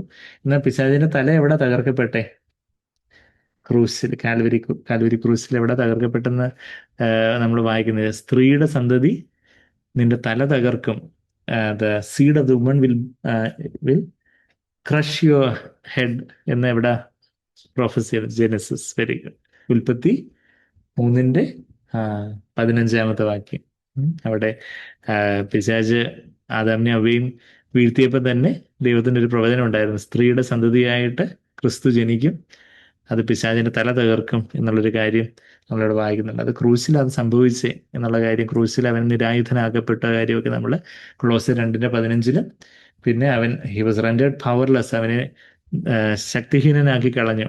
ഒരു ദൈവവേദനെ സംബന്ധിച്ചുള്ള അവന്റെ എന്ന് വെച്ചാൽ അവനെ പാരലൈസ് ചെയ്ത് കളഞ്ഞു. അവന്റെ ജീവൻ ഇപ്പോഴും ഉണ്ട് എന്ന് അവനെ ഒരു ദൈവവേദനെ സംബന്ധിച്ചിടത്തോളം, വെളിച്ചത്തിൽ ജീവിക്കുന്ന ഒരു നല്ല മനസാക്ഷിയോട് വെളിച്ചത്തിൽ ജീവിക്കുന്ന ഒരു ദൈവത്തിനെ സംബന്ധിച്ചിടത്തോളം പിശാച് ഒരു പാരലൈസ്ഡ് എനിമിയാണ്. എന്ന് വെച്ചാൽ ഒരു പാമ്പിനെ പാരലൈസ് ചെയ്താൽ അതിന്റെ തലച്ചോറങ്ങ് ക്രഷ് ചെയ്ത് അത് പാരലൈസ്ഡ് ആയി കഴിഞ്ഞാൽ പിന്നെ എന്തുവാ പേടിക്കാൻ എന്ന് പറയുന്നത് പോലെ, അല്ലെങ്കിൽ ഒരു തീവ്രവാദി വലിയ തോക്കുമായിട്ടൊക്കെ വരുമോ, പക്ഷെ അവന്റെ ആയുധമില്ല ഞാൻ എടുത്തു കഴിഞ്ഞാൽ, ആയുധമില്ലാത്ത തീവ്രവാദിയെ നമ്മളെന്തോ, നമ്മുടെ കയ്യിൽ ആയുധം എന്നുണ്ടെങ്കിൽ ഹീസ് ഡിസാംഡ്. ഇത് നമ്മൾ കൊളോസ്യർ 2:15 എബ്രായർ 2:15, അത് രണ്ടും ഓർക്കാൻ റെഫറൻസ് എളുപ്പം. 2:15 കൊളോസ്യർ 2:15 നിരായുധനാക്കി എന്നുള്ള കാര്യം നമ്മളവിടെ വായിക്കുന്നു. ക്രൂസിലെ പിശാചിനെ നിരായുധനാക്കി എന്നുള്ള കാര്യം നമ്മൾ വായിക്കുന്നുണ്ട്. പിന്നെന്താ, എബ്രായർ 2:15 ഹീസ് റെൻഡേർഡ് പവർലെസ് എന്നുള്ള കാര്യം വായിക്കുന്നുണ്ട്. നമുക്ക് പിശാചിന് വല്ല അധികാരം തന്നിരിക്കുന്നു. അപ്പം ഈ പറയുന്ന ക്ഷുദ്രപ്രവൃത്തിയോ കാര്യങ്ങളൊന്നും നമ്മൾ അതിനോടൊരു മമത പോലും, അതിനെക്കുറിച്ചൊരു ക്യൂരിയോസിറ്റി, അതിൻ്റെ ഈ ചില പാരാസൈക്കോളജി എന്നൊക്കെ പറഞ്ഞ ചില ഒരു ഡാർക്ക് നെറ്റ് എന്നൊക്കെ പറഞ്ഞ ഓരോ കാര്യങ്ങളൊക്കെ ഇതിൻ്റെ എന്തോ ഈ ഈവൻ ഈ ക്ഷുദ്രപ്രവൃത്തി എന്നുള്ള ആ ഒരു വാക്ക് ഫാർമക്കോപ്പോസ് എന്നുള്ളൊരു വാക്കാണ്. ഫാർമക്കോപ്പോസ് എന്ന് പറയുമ്പോൾ ഫാർമസി എന്നുള്ള വാക്കൊക്കെ അതിൽ നിന്ന് വന്നിരിക്കുക. അപ്പൊ ഈ ഡ്രഗ്സ്, ഈ മയക്കുമരുന്നുകള്, അതൊക്കെ ഈ ഒരു ദുർമന്ത്രവാദമായിട്ട് വളരെ റിലേറ്റഡ് ആയിട്ടുള്ള ഒരു കാര്യമാണെന്നുള്ള കാര്യമൊക്കെ നമ്മൾ ഈ ഫൈനൽ ട്രൈംഫലിന്റെ പുസ്തകത്തിൽ തന്നെ നമ്മൾ വായിച്ചായിരുന്നു. നമ്മളത് ഈ ക്ഷുദ്രക്കാർ എന്നുള്ള ഒരു പദപ്രയോഗം വേറെ എവിടെയൊക്കെ ബൈബിളിൽ കണ്ടു, ഓർക്കുന്നുണ്ടോ? നമ്മള് 9-ാം അധ്യായത്തിൽ ആ 2 റെഫറൻസും കൂടെ കണ്ട് നമുക്ക് കൺക്ലൂഡ് ചെയ്യാം. ഇതേ വെളിപാട് പുസ്തകം 9-ാം അധ്യായത്തിന്റെ അവസാനത്തെ വാക്യം. വെളിപാട് പുസ്തകം 9-ാം അധ്യായം എന്ന് പറയുമ്പോൾ അവിടെ എന്താ, അവിടെ മുദ്രകൾ പൊട്ടിക്കുന്ന സമയമാണ്. അവസാന കാലത്ത് ചില മുദ്രകളൊക്കെ പൊട്ടിക്കപ്പെടും. അവിടെ 5-ാമത്തെയും 6-ാമത്തെയൊക്കെ മുദ്ര പൊട്ടിച്ച് കഴിയുന്ന കാര്യമൊക്കെ എന്ന് വെച്ചാൽ ദൈവത്തിന്റെ ന്യായവിധി അവസാനം ഭൂമിയിൽ പതിക്കുന്ന ഒരു സമയം നമ്മൾ വായിക്കുന്നത്. പിശാചിന്റെ ക്രോധം ഇത് ക്രിസ്തുവിലൂടെ വെളിപ്പെടുന്നതാണ്. മഹോപദ്രവത്തിലൂടെ, വലിയൊരു ഉപദ്രവത്തിലൂടെ അവസാനകാലം കടന്നു പോകും. എന്നാൽ അതിനുശേഷം സഭയൊക്കെ കർത്താവ് വരുന്നു, സഭയൊക്കെ കർത്താവിനോടൊപ്പം എടുക്കപ്പെടുന്നു. സഭ എടുക്കപ്പെട്ടതിന് ശേഷമാണ് ദൈവത്തിന്റെ ഒരു ന്യായവിധി ഭൂമിയിലേക്ക് ഒഴിക്കപ്പെടുന്നു. അവിടെ ഇതുപോലുള്ള വലിയ ന്യായവിധിയെക്കുറിച്ചൊക്കെ നമ്മൾ അന്ത്യകാലത്തെ ഉള്ള ന്യായവിധിയെക്കുറിച്ചൊക്കെ നമ്മൾ വായിക്കുന്നുണ്ട്. അപ്പോൾ അവിടെ നമ്മൾ ആ കാര്യങ്ങളൊക്കെ വായിക്കുമ്പോൾ അതിൻ്റെ 6-ാമത്തെ മുദ്ര പൊട്ടിക്കുന്നതിനെ കുറിച്ചൊക്കെ നമ്മൾ അതിൻ്റെ വെളിപാട് 9:13 വായിച്ചിട്ട്, പിന്നെ നമ്മൾ അതിൻ്റെ 21-ാമത്തെ വാക്യം, തങ്ങളുടെ കൊലപാതകം, ക്ഷുദ്രം, ദുർനടപ്പ്, മോഷണം എന്നിവ വിട്ട് മാനസാന്തരപ്പെട്ടതുമില്ല. ആ ഒരു ക്ഷുദ്രം അതൊരു വലിയ ഗൗരവമുള്ളൊരു പാപമായിട്ടോ, എന്തോ അവര് ഏതാണ്ടൊക്കെ കവടി നിരത്തി ഏതാണ്ടൊക്കെ ചെയ്യുന്നു. അതൊക്കെ എന്തോ ചെറിയ അവരുടെ പഠിച്ച എന്തോ വിദ്യ അങ്ങനെയുള്ള കാര്യമാണെന്നൊക്കെ പറയുക വെച്ചാൽ നമ്മളെ അങ്ങനെയുള്ള കാര്യങ്ങളായിട്ട് നമുക്ക് അതിൻ്റെ ഒരു ഇതുപോലും വേണ്ട. ചിലർ ഈ ഹൗസ് വാമിങ്ങിന് പരവാസ്തോലി എന്ന് പറയും. പരവാസ്തോലി ഇപ്പൊ എന്തു ഈ പറയുന്നതെന്ന് പലർക്കും എന്താ അറിയത്തില്ല. പുര വാസ്തു ബലി എന്നാണ് പറയുന്നത്. പുര വാസ്തു ബലി. അപ്പൊ അതൊരു ബലിയെ കുറിച്ചാണ്. അപ്പൊ അതുകൊണ്ട് ആ പരവാസ്തോലി എന്ന ഇങ്ങനെ ഈ തിരുവനന്തപുരം എന്ന് പറയുന്ന കണക്ക് തിരുവനന്തപുരത്തിന് തിരുവനന്തപുരം എന്ന് പറയുന്നത് പുര വാസ്തു ബലിയാണ്. അപ്പൊ അതുകൊണ്ട് നമ്മൾ ആ വാക്ക് ഉപയോഗിക്കാതെ ഹൗസ് വാമിങ്, ഹൗസ് ഡെഡിക്കേഷൻ, ഹൗസ് വാമിങ് എന്നുള്ളതിനെക്കാട്ടി കുറച്ചുകൂടെ ക്രിസ്ത്യമായിട്ട് ഹൗസ് ഡെഡിക്കേഷൻ എന്നൊക്കെയുള്ള അല്ലെങ്കിൽ ഗൃഹപ്രവേശനം, ഗൃഹസമർപ്പണം അങ്ങനെയൊക്കെയുള്ള വാക്കുകൾ നമ്മൾ ഉപയോഗിക്കുന്നത്. ഈവൻ ഞങ്ങളുടെ ഈ ഒരു വീടിന്റെ എല്ലാവരും ചോദിക്കുന്നുണ്ട് എന്നായിരുന്നു പാല് കാച്ച്. ഞാൻ പറഞ്ഞ പാലൊക്കെ ഞങ്ങൾ എല്ലാ ദിവസവും അതിന് മുമ്പേ അതിനപ്പുറമൊക്കെ കാച്ചുമൊക്കെ ചെയ്തു. ഇതിന് ഞങ്ങള് ഹൗസ് ഡെഡിക്കേഷൻ സൗകര്യങ്ങളെല്ലാം ചേർന്ന് വന്ന് ഞങ്ങൾ ഒരുമിച്ച് പ്രാർത്ഥിച്ച് വീട് കർത്താവിനായിട്ട് ഡെഡിക്കേറ്റ് ചെയ്തു. അല്ലാതെ അവിടെ പ്രത്യേകിച്ച് പാല് കാച്ചൊന്നുമില്ല. അയ്യോ അത് പാല് കുടത്തില് അടുപ്പില് കിഴക്കോട്ട് അതിങ്ങനെ പാല് തിളച്ച് കിഴക്കോട്ട് തൂവണം. അപ്പൊ ഇനിയിപ്പോ അങ്ങനെ എന്തെങ്കിലും ഉണ്ടെങ്കിൽ അങ്ങനെ എന്തെങ്കിലും പാല് തൂവണമെന്നുണ്ടെങ്കിൽ ഞാൻ പറയും അങ്ങനെയാണെങ്കിൽ പടിഞ്ഞാറോട്ട് തന്നെ തൂവിപ്പിക്കണം അതിന്റെ എതിരായിട്ട്. എങ്ങനെയെങ്കിലും you give me a tradition I will break it എന്ന് എന്തെങ്കിലും ഒരു പാല്. അത് നമ്മുടെ സാക്വേറിന്റെ dialogue, you give me a tradition I will break it. എല്ലാം മാൻ മെയ്ഡ് ട്രഡീഷൻസിനെല്ലാം നമ്മൾ ബ്രേക്ക് ചെയ്യണം. ഞങ്ങൾ അതുകൊണ്ട് പടിഞ്ഞാറോട്ട് തൂവിപ്പിച്ചതല്ല, പാല് കാച്ചിയതില്ല അന്ന്. അന്ന് പിന്നെ വേറെ കേറ്ററിംഗുകാർ വന്നാൽ ഫുഡൊക്കെ കൊടുത്തേ. അല്ലാതെ നമ്മള് പിന്നീട് അതിന് ചായ ഉണ്ടാക്കാനായിട്ട് പാല് കാച്ചി കാണും ഇസ്രയേല്. അപ്പൊ ഞാൻ പറഞ്ഞു വെച്ചാല് അതിന് പാല് കാച്ചുന്നത് എന്തോ ഒരു വിഗ്രഹമൊന്നും അല്ല ഞാൻ പറഞ്ഞത്. എങ്കിൽ പോലും അവര് എന്തെങ്കിലുമൊക്കെ പല ആചാരങ്ങളും കാര്യങ്ങളും ഒക്കെ we just wanted to proclaim that we have nothing to do with all those empty things. ആ ഒരു ദൈവജനത്തിൽ എൻ്റെ ഒരു സാധുതയോ ബലമൊന്നും ഇല്ലാതെ വെറുതെ ആൾക്കാർ എന്തെങ്കിലുമൊക്കെ ചെയ്തു കൂട്ടുന്ന കാര്യങ്ങൾ നമ്മളും അതുപോലെ പണ്ട് ഈ സന്യാസി പൂച്ചയെ പിടിച്ച് കൊട്ടയിലടച്ച് പൂജ ചെയ്ത കാര്യം പറഞ്ഞതുപോലെ അതുകൂടെ പറഞ്ഞങ്ങ് നിർത്താല്. ഇതിനു മുമ്പ് പറഞ്ഞിട്ടുള്ള കഥ നിങ്ങളെല്ലാവരും കേട്ടിട്ടുണ്ടായിരിക്കും. എന്താ ഒരു സന്യാസി പൂജ ചെയ്യുമ്പം ഇപ്പം സന്യാസി മാറിയിട്ട് ഇപ്പം നമ്മളിനിപ്പം വേറെ മതസ്പർദ്ധ നടത്തത്തില്ല. ഇനിയിപ്പോൾ നമ്മളൊരു ബിഷപ്പ് കൂദാശ ചെയ്യുമ്പോൾ എന്നാക്കാണെങ്കിൽ ബിഷപ്പ് കൂദാശ ചെയ്യുമ്പോൾ എന്താ പൂച്ച വന്ന് ശല്യം ഉണ്ടാക്കുമായിരുന്നു. അപ്പം പൂച്ചയെ പിടിച്ച് കൊട്ടയ്ക്കകത്താക്കിയിട്ടേ കൂദാശ ചെയ്യത്തുള്ളൂ. എന്നുവെച്ചാൽ പൊടിച്ച വന്ന് ശല്യം ഉണ്ടാക്കുന്നത്. കുറച്ച് കഴിഞ്ഞപ്പോൾ ഈ ബിഷപ്പിന് താഴെയുള്ള ആള്, ഇനിയിപ്പോ എന്താ ബിഷപ്പിന് താഴെയുള്ള ആൾ എന്താ പറയുന്നത് എനിക്കറിയത്തില്ല. അപ്പൊ ആ പുള്ളിക്കാരനെ അടുത്ത ചെമ്മാച്ചനോ എന്തോ അച്ഛനോ ഏതാണ്ട് ആരെങ്കിലും ആണെങ്കിൽ അവര് വന്ന് കഴിഞ്ഞപ്പോൾ അടുത്ത കൂദാശ ചെയ്യാൻ നോക്കുമ്പോൾ കുറച്ച് കഴിയുമ്പോൾ ഈ പൂച്ച ചത്തുപോയി. ഇദ്ദേഹം ബിഷപ്പ് അദ്ദേഹം അങ്ങ് കുറച്ച് കഴിയുമ്പോൾ മരിച്ചുപോയി. കഴിഞ്ഞിട്ട് പിന്നെ അടുത്ത ആള് ഈ കൂദാശ ചെയ്യാൻ വേണ്ടി വരുന്നത്. അപ്പൊ നമുക്കിപ്പം കുറെ പൂച്ച ഇതുപോലെ കൊട്ടയിലടച്ച് കൂദാശ ചെയ്യാൻ തുടങ്ങി. കുറച്ച് കഴിയുമ്പോൾ എന്ത് ചെയ്തു, പൂച്ച ചത്തുപോയപ്പോ ഇദ്ദേഹം പുതിയതായിട്ട് ഈ കുദാശ ചെയ്യാൻ വന്ന ആള് അയ്യോ പൂജയുടെ ആദ്യത്തെ സ്റ്റെപ്പ് എന്താണ്, പൂച്ചയെ പിടിച്ച് കൊട്ടയ്ക്കകത്ത് ഇടണം, എന്നാലേ പൂദാശ ചെയ്യാൻ പറ്റത്തുള്ളൂ. അപ്പൊ അതുകൊണ്ട് പരിസരത്തൊക്കെ ചെന്ന് ഒരു പൂച്ചയെ തപ്പി പിടിച്ച് ചെന്ന് കൊണ്ടുവന്ന് കൊട്ടയ്ക്കകത്താക്കി ഈ കൂദാശ ചെയ്യാൻ തുടങ്ങി എന്ന് പറയുന്നത് പോലെ. ഇപ്പൊ ഞാൻ പറഞ്ഞു വെച്ചാൽ അത്രമാത്രം നിരർത്ഥകമാണ് ഓരോ ആചാരങ്ങളും അനുഷ്ഠാനങ്ങളും അങ്ങനെയൊക്കെയുള്ള ഓരോ കാര്യങ്ങളൊക്കെ. അപ്പൊ അങ്ങനെയൊക്കെയുള്ള ഓരോ കാര്യങ്ങൾ നമ്മൾ ദൈവജനത്തിൽ ഇപ്പൊ ഈവൻ നമ്മള് വിവാഹ ശുശ്രൂഷയൊക്കെ നടത്തുമ്പോൾ നമ്മൾ ഏറ്റവും ദൈവജനത്തോട് ചേർന്ന് നിന്ന് കാര്യങ്ങൾ ചെയ്യാൻ വേണ്ടി നമ്മള് നമ്മുടെ സൗകര്യങ്ങൾ ആ കാര്യങ്ങളൊക്കെ ചെയ്യുന്നതൊക്കെ നമ്മൾ കണ്ടിട്ടുണ്ട്. ദൈവത്തിന്റെ വചനം അതാ നിത്യതയിൽ നിലനിൽക്കുന്ന കാര്യം.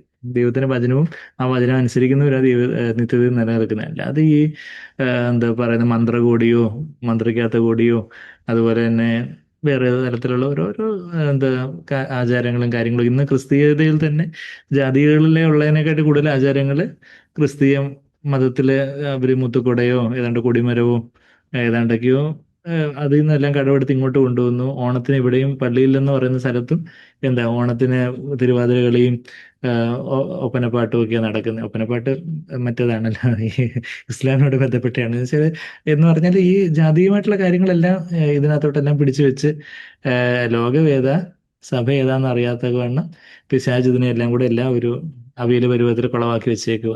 അപ്പൊ അങ്ങനെയുള്ള ഒരു ഇതിന്റെ നടുവിൽ നമ്മളെന്തോ വലിയ കേമന്മാരാണെന്നല്ല, മറിച്ച് കർത്താവേ അവിടുന്ന് തന്ന വെളിച്ചത്തിനനുസരിച്ച് അവിടുത്തെ വചനത്തോട് എനിക്ക് ഏറ്റവും എടുത്ത് ചേർന്ന് നിൽക്കണം. അവിടുത്തെ വചനത്തിൽ എന്തൊക്കെയാ ഉള്ളേ അത് മതി.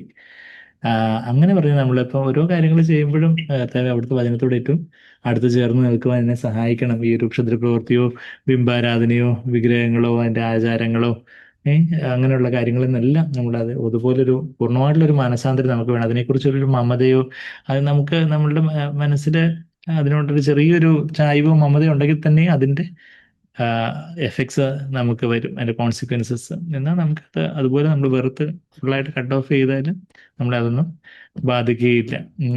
നമ്മൾ പിതാക്കന്മാരുടെ പാപം 3-4 തലമുറ വരെ എന്നൊക്കെ പുറപ്പാട് പുസ്തകത്തിൽ പറയുമ്പോൾ അതിൻ്റെ കാരണം ബാധിക്കുന്നതിൻ്റെ കാരണം എന്താ? ഈ പിതാക്കന്മാരുടെ പുത്രന്മാരും ഇതുപോലെ പിതാക്കന്മാരുടെ പ്രവൃത്തികളെ യോജിച്ചുകൊണ്ടിരിക്കുമ്പോഴാണ് അതിൻ്റെ കോൺസിക്വൻസസ്, അതിൻ്റെ ശാപവും ഒക്കെ നമ്മളിലേക്ക് വരുന്നതെന്ന് നമ്മൾ ആ ഒരു നമ്മളുടെ പൂർവികന്മാരെ അറിവില്ലായ്മയിൽ ചെയ്ത പല കാര്യങ്ങളും അയ്യോ അവർ പൂർവികന്മാർ അപ്പനും അപ്പൂപ്പനും അപ്പൂപ്പൻ്റെ അപ്പൂപ്പനും അപ്പൂപ്പനും മുത്തച്ഛനും മുത്തച്ഛൻ്റെ മുത്തശ്ശിയും എല്ലാം ചെയ്തില്ലേ എന്ന് പറഞ്ഞ് നമ്മൾ ഓരോ കാര്യങ്ങളും കണ്ണടച്ച് ചെയ്തുകൊണ്ടിരുന്ന അവരൊക്കെ പോയിടത്തേക്ക് നമ്മളും പോകേണ്ടതായിട്ട് വരും എന്നുള്ളതാണ്. ഇപ്പം അതുകൊണ്ട് ദൈവം നമുക്കൊരു യഥാർത്ഥത്തിലുള്ളൊരു മാനസാന്തരവും നമ്മുടെ ജീവിതത്തിൽ നമ്മൾ പിന്നെ നായ്ക്കളുടെ കാര്യം കണ്ടു, പിന്തിരിഞ്ഞ് വന്ന പാപത്തിൽ നിന്ന് വീണ്ടും പോവാതെ മറ്റുള്ളവരുടെ ജീവിതത്തിൽ തന്നെ ഉള്ള വീഴ്ചകളൊക്കെ കാര്യങ്ങൾ കണ്ട് നമ്മുടെ ജീവിതത്തിൽ തന്നെ ഉണ്ടായിട്ടുള്ള വീഴ്ചകളിൽ നിന്നൊക്കെ പാഠങ്ങൾ ഉൾക്കൊണ്ട് കർത്താവേ പാപത്തിലേക്ക് വീണു പോകാതെ അങ്ങയോട് പറ്റിച്ചേർന്ന് ജീവിക്കാൻ എന്നെ സഹായിക്കണമെന്നുള്ളൊരു പ്രാർത്ഥനയോടെ നമുക്കായിരിക്കാം. നമ്മൾ ആ ഒരു അനുഗ്രഹിക്കപ്പെട്ട അവസ്ഥയെക്കുറിച്ചൊക്കെ വെളിപാട് പുസ്തകത്തിൽ പറഞ്ഞിരിക്കുന്ന 7 അനുഗ്രഹിക്കപ്പെട്ട അവസ്ഥ, ഭാഗ്യാവസ്ഥയെക്കുറിച്ചുള്ള കാര്യങ്ങളൊക്കെ നമ്മൾ വീണ്ടും ഒന്നുടക്കി ഒന്ന് കണ്ടു. അന്ന് കർത്താവിൻ്റെ മുമ്പാകെ നമ്മൾ മുമ്പാകെ മാതാപിതാക്കൾ എന്ന നിലയിൽ നമ്മുടെ കുഞ്ഞുങ്ങൾക്ക് വേണ്ടി കണക്ക് കൊടുക്കേണ്ടതായിട്ടുണ്ടെന്നുള്ള കാര്യമൊക്കെ നമ്മൾ കണ്ടു. അപ്പോൾ ആ കാര്യങ്ങളൊക്കെ ഓർത്ത് ദൈവമുമ്പാകെ ഇന്ന് കർത്താവ് നമ്മളോട് സംസാരിച്ച കാര്യങ്ങളെക്കുറിച്ച് ഓർത്ത് ദൈവവചനം തൃണവത്ഗണിക്കാതിരിക്കുന്നതിനെ കുറിച്ച് ദൈവവചനത്തെ കൊടുക്കേണ്ടതായിട്ടൊരു ബഹുമാനം നമ്മുടെ ജീവിതത്തിൽ അതുപോലെ ഒരു ബഹുമാനവും ആദരവും നമ്മുടെ ഹൃദയത്തിലുണ്ടോ? അത് പുറമേ ഉള്ള ഒരു അഭിനയം മാത്രമേ ഉള്ളൂ? നമ്മൾ looking forward to church meetings and fellowship, നമ്മളുടെ കൂട്ടായ്മകൾക്കായിട്ട് നമുക്കൊരു നോക്കി പാർക്കുന്ന അത് കൂട്ടായ്മ, അതുപോലെ സൗരങ്ങളുള്ള കൂട്ടായ്മ, അതുപോലെ എൻജോയ് ചെയ്യുന്ന ഒരു വചനവും കൂട്ടായ്മയ്ക്ക് എൻജോയ് ചെയ്യുന്നൊരു അനുഭവം നമുക്കുണ്ടോ? അല്ലെങ്കിൽ നമ്മൾ നമ്മുടെ അതിസ്നേഹത്തിൽ നിന്നൊക്കെ തണുത്തുപോയി എന്നുള്ള കാര്യമൊക്കെ നമ്മൾ കേട്ടു. അപ്പം ആ കാര്യങ്ങളെല്ലാം ഓർത്ത് മാനസാന്തരത്തോടെ നമുക്ക് ദൈവമുമ്പാകെ ഒരുപാട് പ്രാർത്ഥിക്കാൻ സ്നേഹം നിറഞ്ഞ പിതാവേ, നന്ദി കർത്താവേ, നന്ദി. അവിടുന്ന് ഞങ്ങൾക്ക് സമൃദ്ധമായിട്ട് തന്ന ദൈവവചനത്തിനായിട്ട് സ്തോത്രം ചെയ്യുന്നു. ഞങ്ങളുടെ ജീവിതത്തിൽ യേശുവേ അങ്ങയെ വേദനിപ്പിക്കുന്ന എന്തെങ്കിലും ഞങ്ങളുടെ ജീവിതത്തിൽ ഉണ്ടെങ്കിൽ കർത്താവേ ഇപ്പോൾ തന്നെ ഞങ്ങളുടെ മനസാക്ഷിയത കാണിച്ചു തരണം കർത്താവേ. യേശുവേ അങ്ങയെ വേദനിപ്പിക്കുന്ന എന്തെങ്കിലും ചിന്തകളോ മനോഭാവങ്ങളോ എന്തെങ്കിലും വാക്കുകളോ പ്രവൃത്തികളോ ഞങ്ങളുടെ ജീവിതത്തിൽ ഉണ്ടായിട്ടുണ്ടെങ്കിൽ അതിനെക്കുറിച്ച് ഓർത്ത് മാനസാന്തരപ്പെടുവാൻ, അതിനെക്കുറിച്ച് ഓർത്ത് അനുദപിക്കുവാൻ, അതെല്ലാം വിട്ടുതിരിഞ്ഞ് ഉപേക്ഷിക്കുവാൻ ഞങ്ങൾ ഓരോരുത്തരും ഞങ്ങൾ സഹായിച്ചാട്ടെ കർത്താവേ, ഞങ്ങളെ സഹായിച്ചാട്ടെ. ഞങ്ങൾ ആരെങ്കിലും കർത്താവെ അറിഞ്ഞോ അറിയാതെയൊക്കെ മുറിപ്പെടുത്തിയിട്ടുണ്ടെങ്കിൽ അവരോട് ക്ഷമിക്കാനും ക്ഷമയോദിക്കാനും ഒക്കെ ഞങ്ങളെ സഹായിക്കണം. ആരോടെങ്കിലും ക്ഷമിക്കാനുണ്ടെങ്കിൽ അവരോട് ഇപ്പം തന്നെ കർത്താവ് ഹൃദയം കൊണ്ട് എല്ലാവരോടും ക്ഷമിക്കുവാൻ ഞങ്ങളെ സഹായിക്കണം. ഒരു നല്ല മനസാക്ഷിയോടെ ആർക്കെങ്കിലും എന്തെങ്കിലും തിരിച്ചു കൊടുക്കാനുണ്ടെങ്കിൽ അതെല്ലാം എത്രയും വേഗം തിരിച്ചു കൊടുത്ത് കർത്താവേ നല്ലൊരു മനസാക്ഷിയോടെ അവിടുത്തെ മുമ്പാകെ ആയിരിക്കാൻ ഞങ്ങൾ ഓരോരുത്തരെയും സഹായിച്ചാട്ടെ. നന്ദി കർത്താവേ, നന്ദി കർത്താവേ. ഞങ്ങൾ വിട്ടുവന്ന പാപങ്ങളിലേക്ക് വീണ്ടും തിരിച്ചു പോകാതെ കർത്താവേ എന്തെങ്കിലുമൊക്കെയുള്ള പല പാരമ്പര്യങ്ങളും പല ട്രഡീഷൻസും പല ആചാരങ്ങളും അനുഷ്ഠാനങ്ങളും അങ്ങനെയൊക്കെയുള്ള പല കാര്യങ്ങളും വഞ്ചനകളും ക്ഷുദ്രപ്രവൃത്തി ബിംബാരാധന അങ്ങനെയുള്ള കാര്യങ്ങളിൽ നിന്നെല്ലാം കർത്താവേ ഒരു പൂർണ്ണമായിട്ടുള്ളൊരു കട്ട് ഓഫ് കർത്താവെ ഞങ്ങൾക്ക് വേണം കർത്താവെ. എസ്പെഷ്യലി ഞങ്ങൾ ഈ ഒരു ഓണക്കാലത്തൊക്കെ ആയിരിക്കുമ്പോൾ കർക്കിടക മാസവും ചിങ്ങമാസവും അങ്ങനെയുള്ള ഓണത്തിൻ്റെ ആഘോഷങ്ങളും അങ്ങനെയൊക്കെയുള്ള പല കാര്യങ്ങളൊക്കെ ഞങ്ങളുടെ ചുറ്റും നടപാടുമ്പോൾ കർത്താവെ അങ്ങനെ ഒരു അസുര രാജാവിനെ വരവേൽക്കാനായിട്ട് കർത്താവെ ഹൈന്ദവരായിട്ടുള്ള സഹോദരങ്ങൾ അവരെ അതുപോലുള്ള പൂക്കളും അതൊക്കെ വെച്ച് ഒരുക്കുമ്പോൾ കർത്താവ് അവരുടെ അറിവില്ലായ്മയിൽ അവരത് ചെയ്യുന്നു. പക്ഷേ കർത്താവ് ദൈവമക്കളായിട്ടുള്ള ഞങ്ങൾ അതിൻ്റെ ഒന്നും ഭാഗമായി പോകാതെ അങ്ങനെയുള്ള പലതരത്തിലുള്ള പൂജകളുടെയോ അതുപോലെയൊക്കെയുള്ള അനുഷ്ഠാനങ്ങളുടെയോ ആചാരങ്ങളുടെയോ ഒന്നും ഭാഗമാകാതെ അവിടെ ദൈവവേദങ്ങളെന്ന നിലയിൽ ദൈവമക്കളെന്ന നിലയിൽ കർത്താവെ അതിൽ നിന്നെല്ലാം വിട്ടു നിൽക്കുവാനും കർത്താവെ അവിടുത്തെ സാക്ഷികളായിട്ട് നിൽക്കാനും ഒക്കെ ഞങ്ങളെ സഹായിക്കണം. അതിന് പല എതിർപ്പുകളും പ്രയാസങ്ങളും പല കർത്താവെ കഷ്ടങ്ങളും ഒക്കെ ഞങ്ങൾ സഹിക്കേണ്ടതായിട്ട് വന്നേക്കാം. ലോകത്തിൽ ഞങ്ങൾക്ക് കഷ്ടമുണ്ടെങ്കിലും ധൈര്യപ്പെടുക, ഞാൻ ലോകത്തെ ജീവിച്ചിരിക്കുന്നു എന്ന് പറഞ്ഞല്ലോ കർത്താവെ. ഞങ്ങളെ അവിടെ നിന്ന് ബലപ്പെടുത്തിയായിട്ട് അനുഗ്രഹിച്ചാട്ടെ. നന്ദി കർത്താവെ, നന്ദി. പ്രാർത്ഥന കേട്ടതിനോട് സ്തുതിക്കുന്നു. എല്ലാ യേശു കർത്താവിൻ്റെ വിലയേറിയ മധുരമുള്ള നാമത്തിൽ തന്നെ. ആമീൻ, ആമീൻ.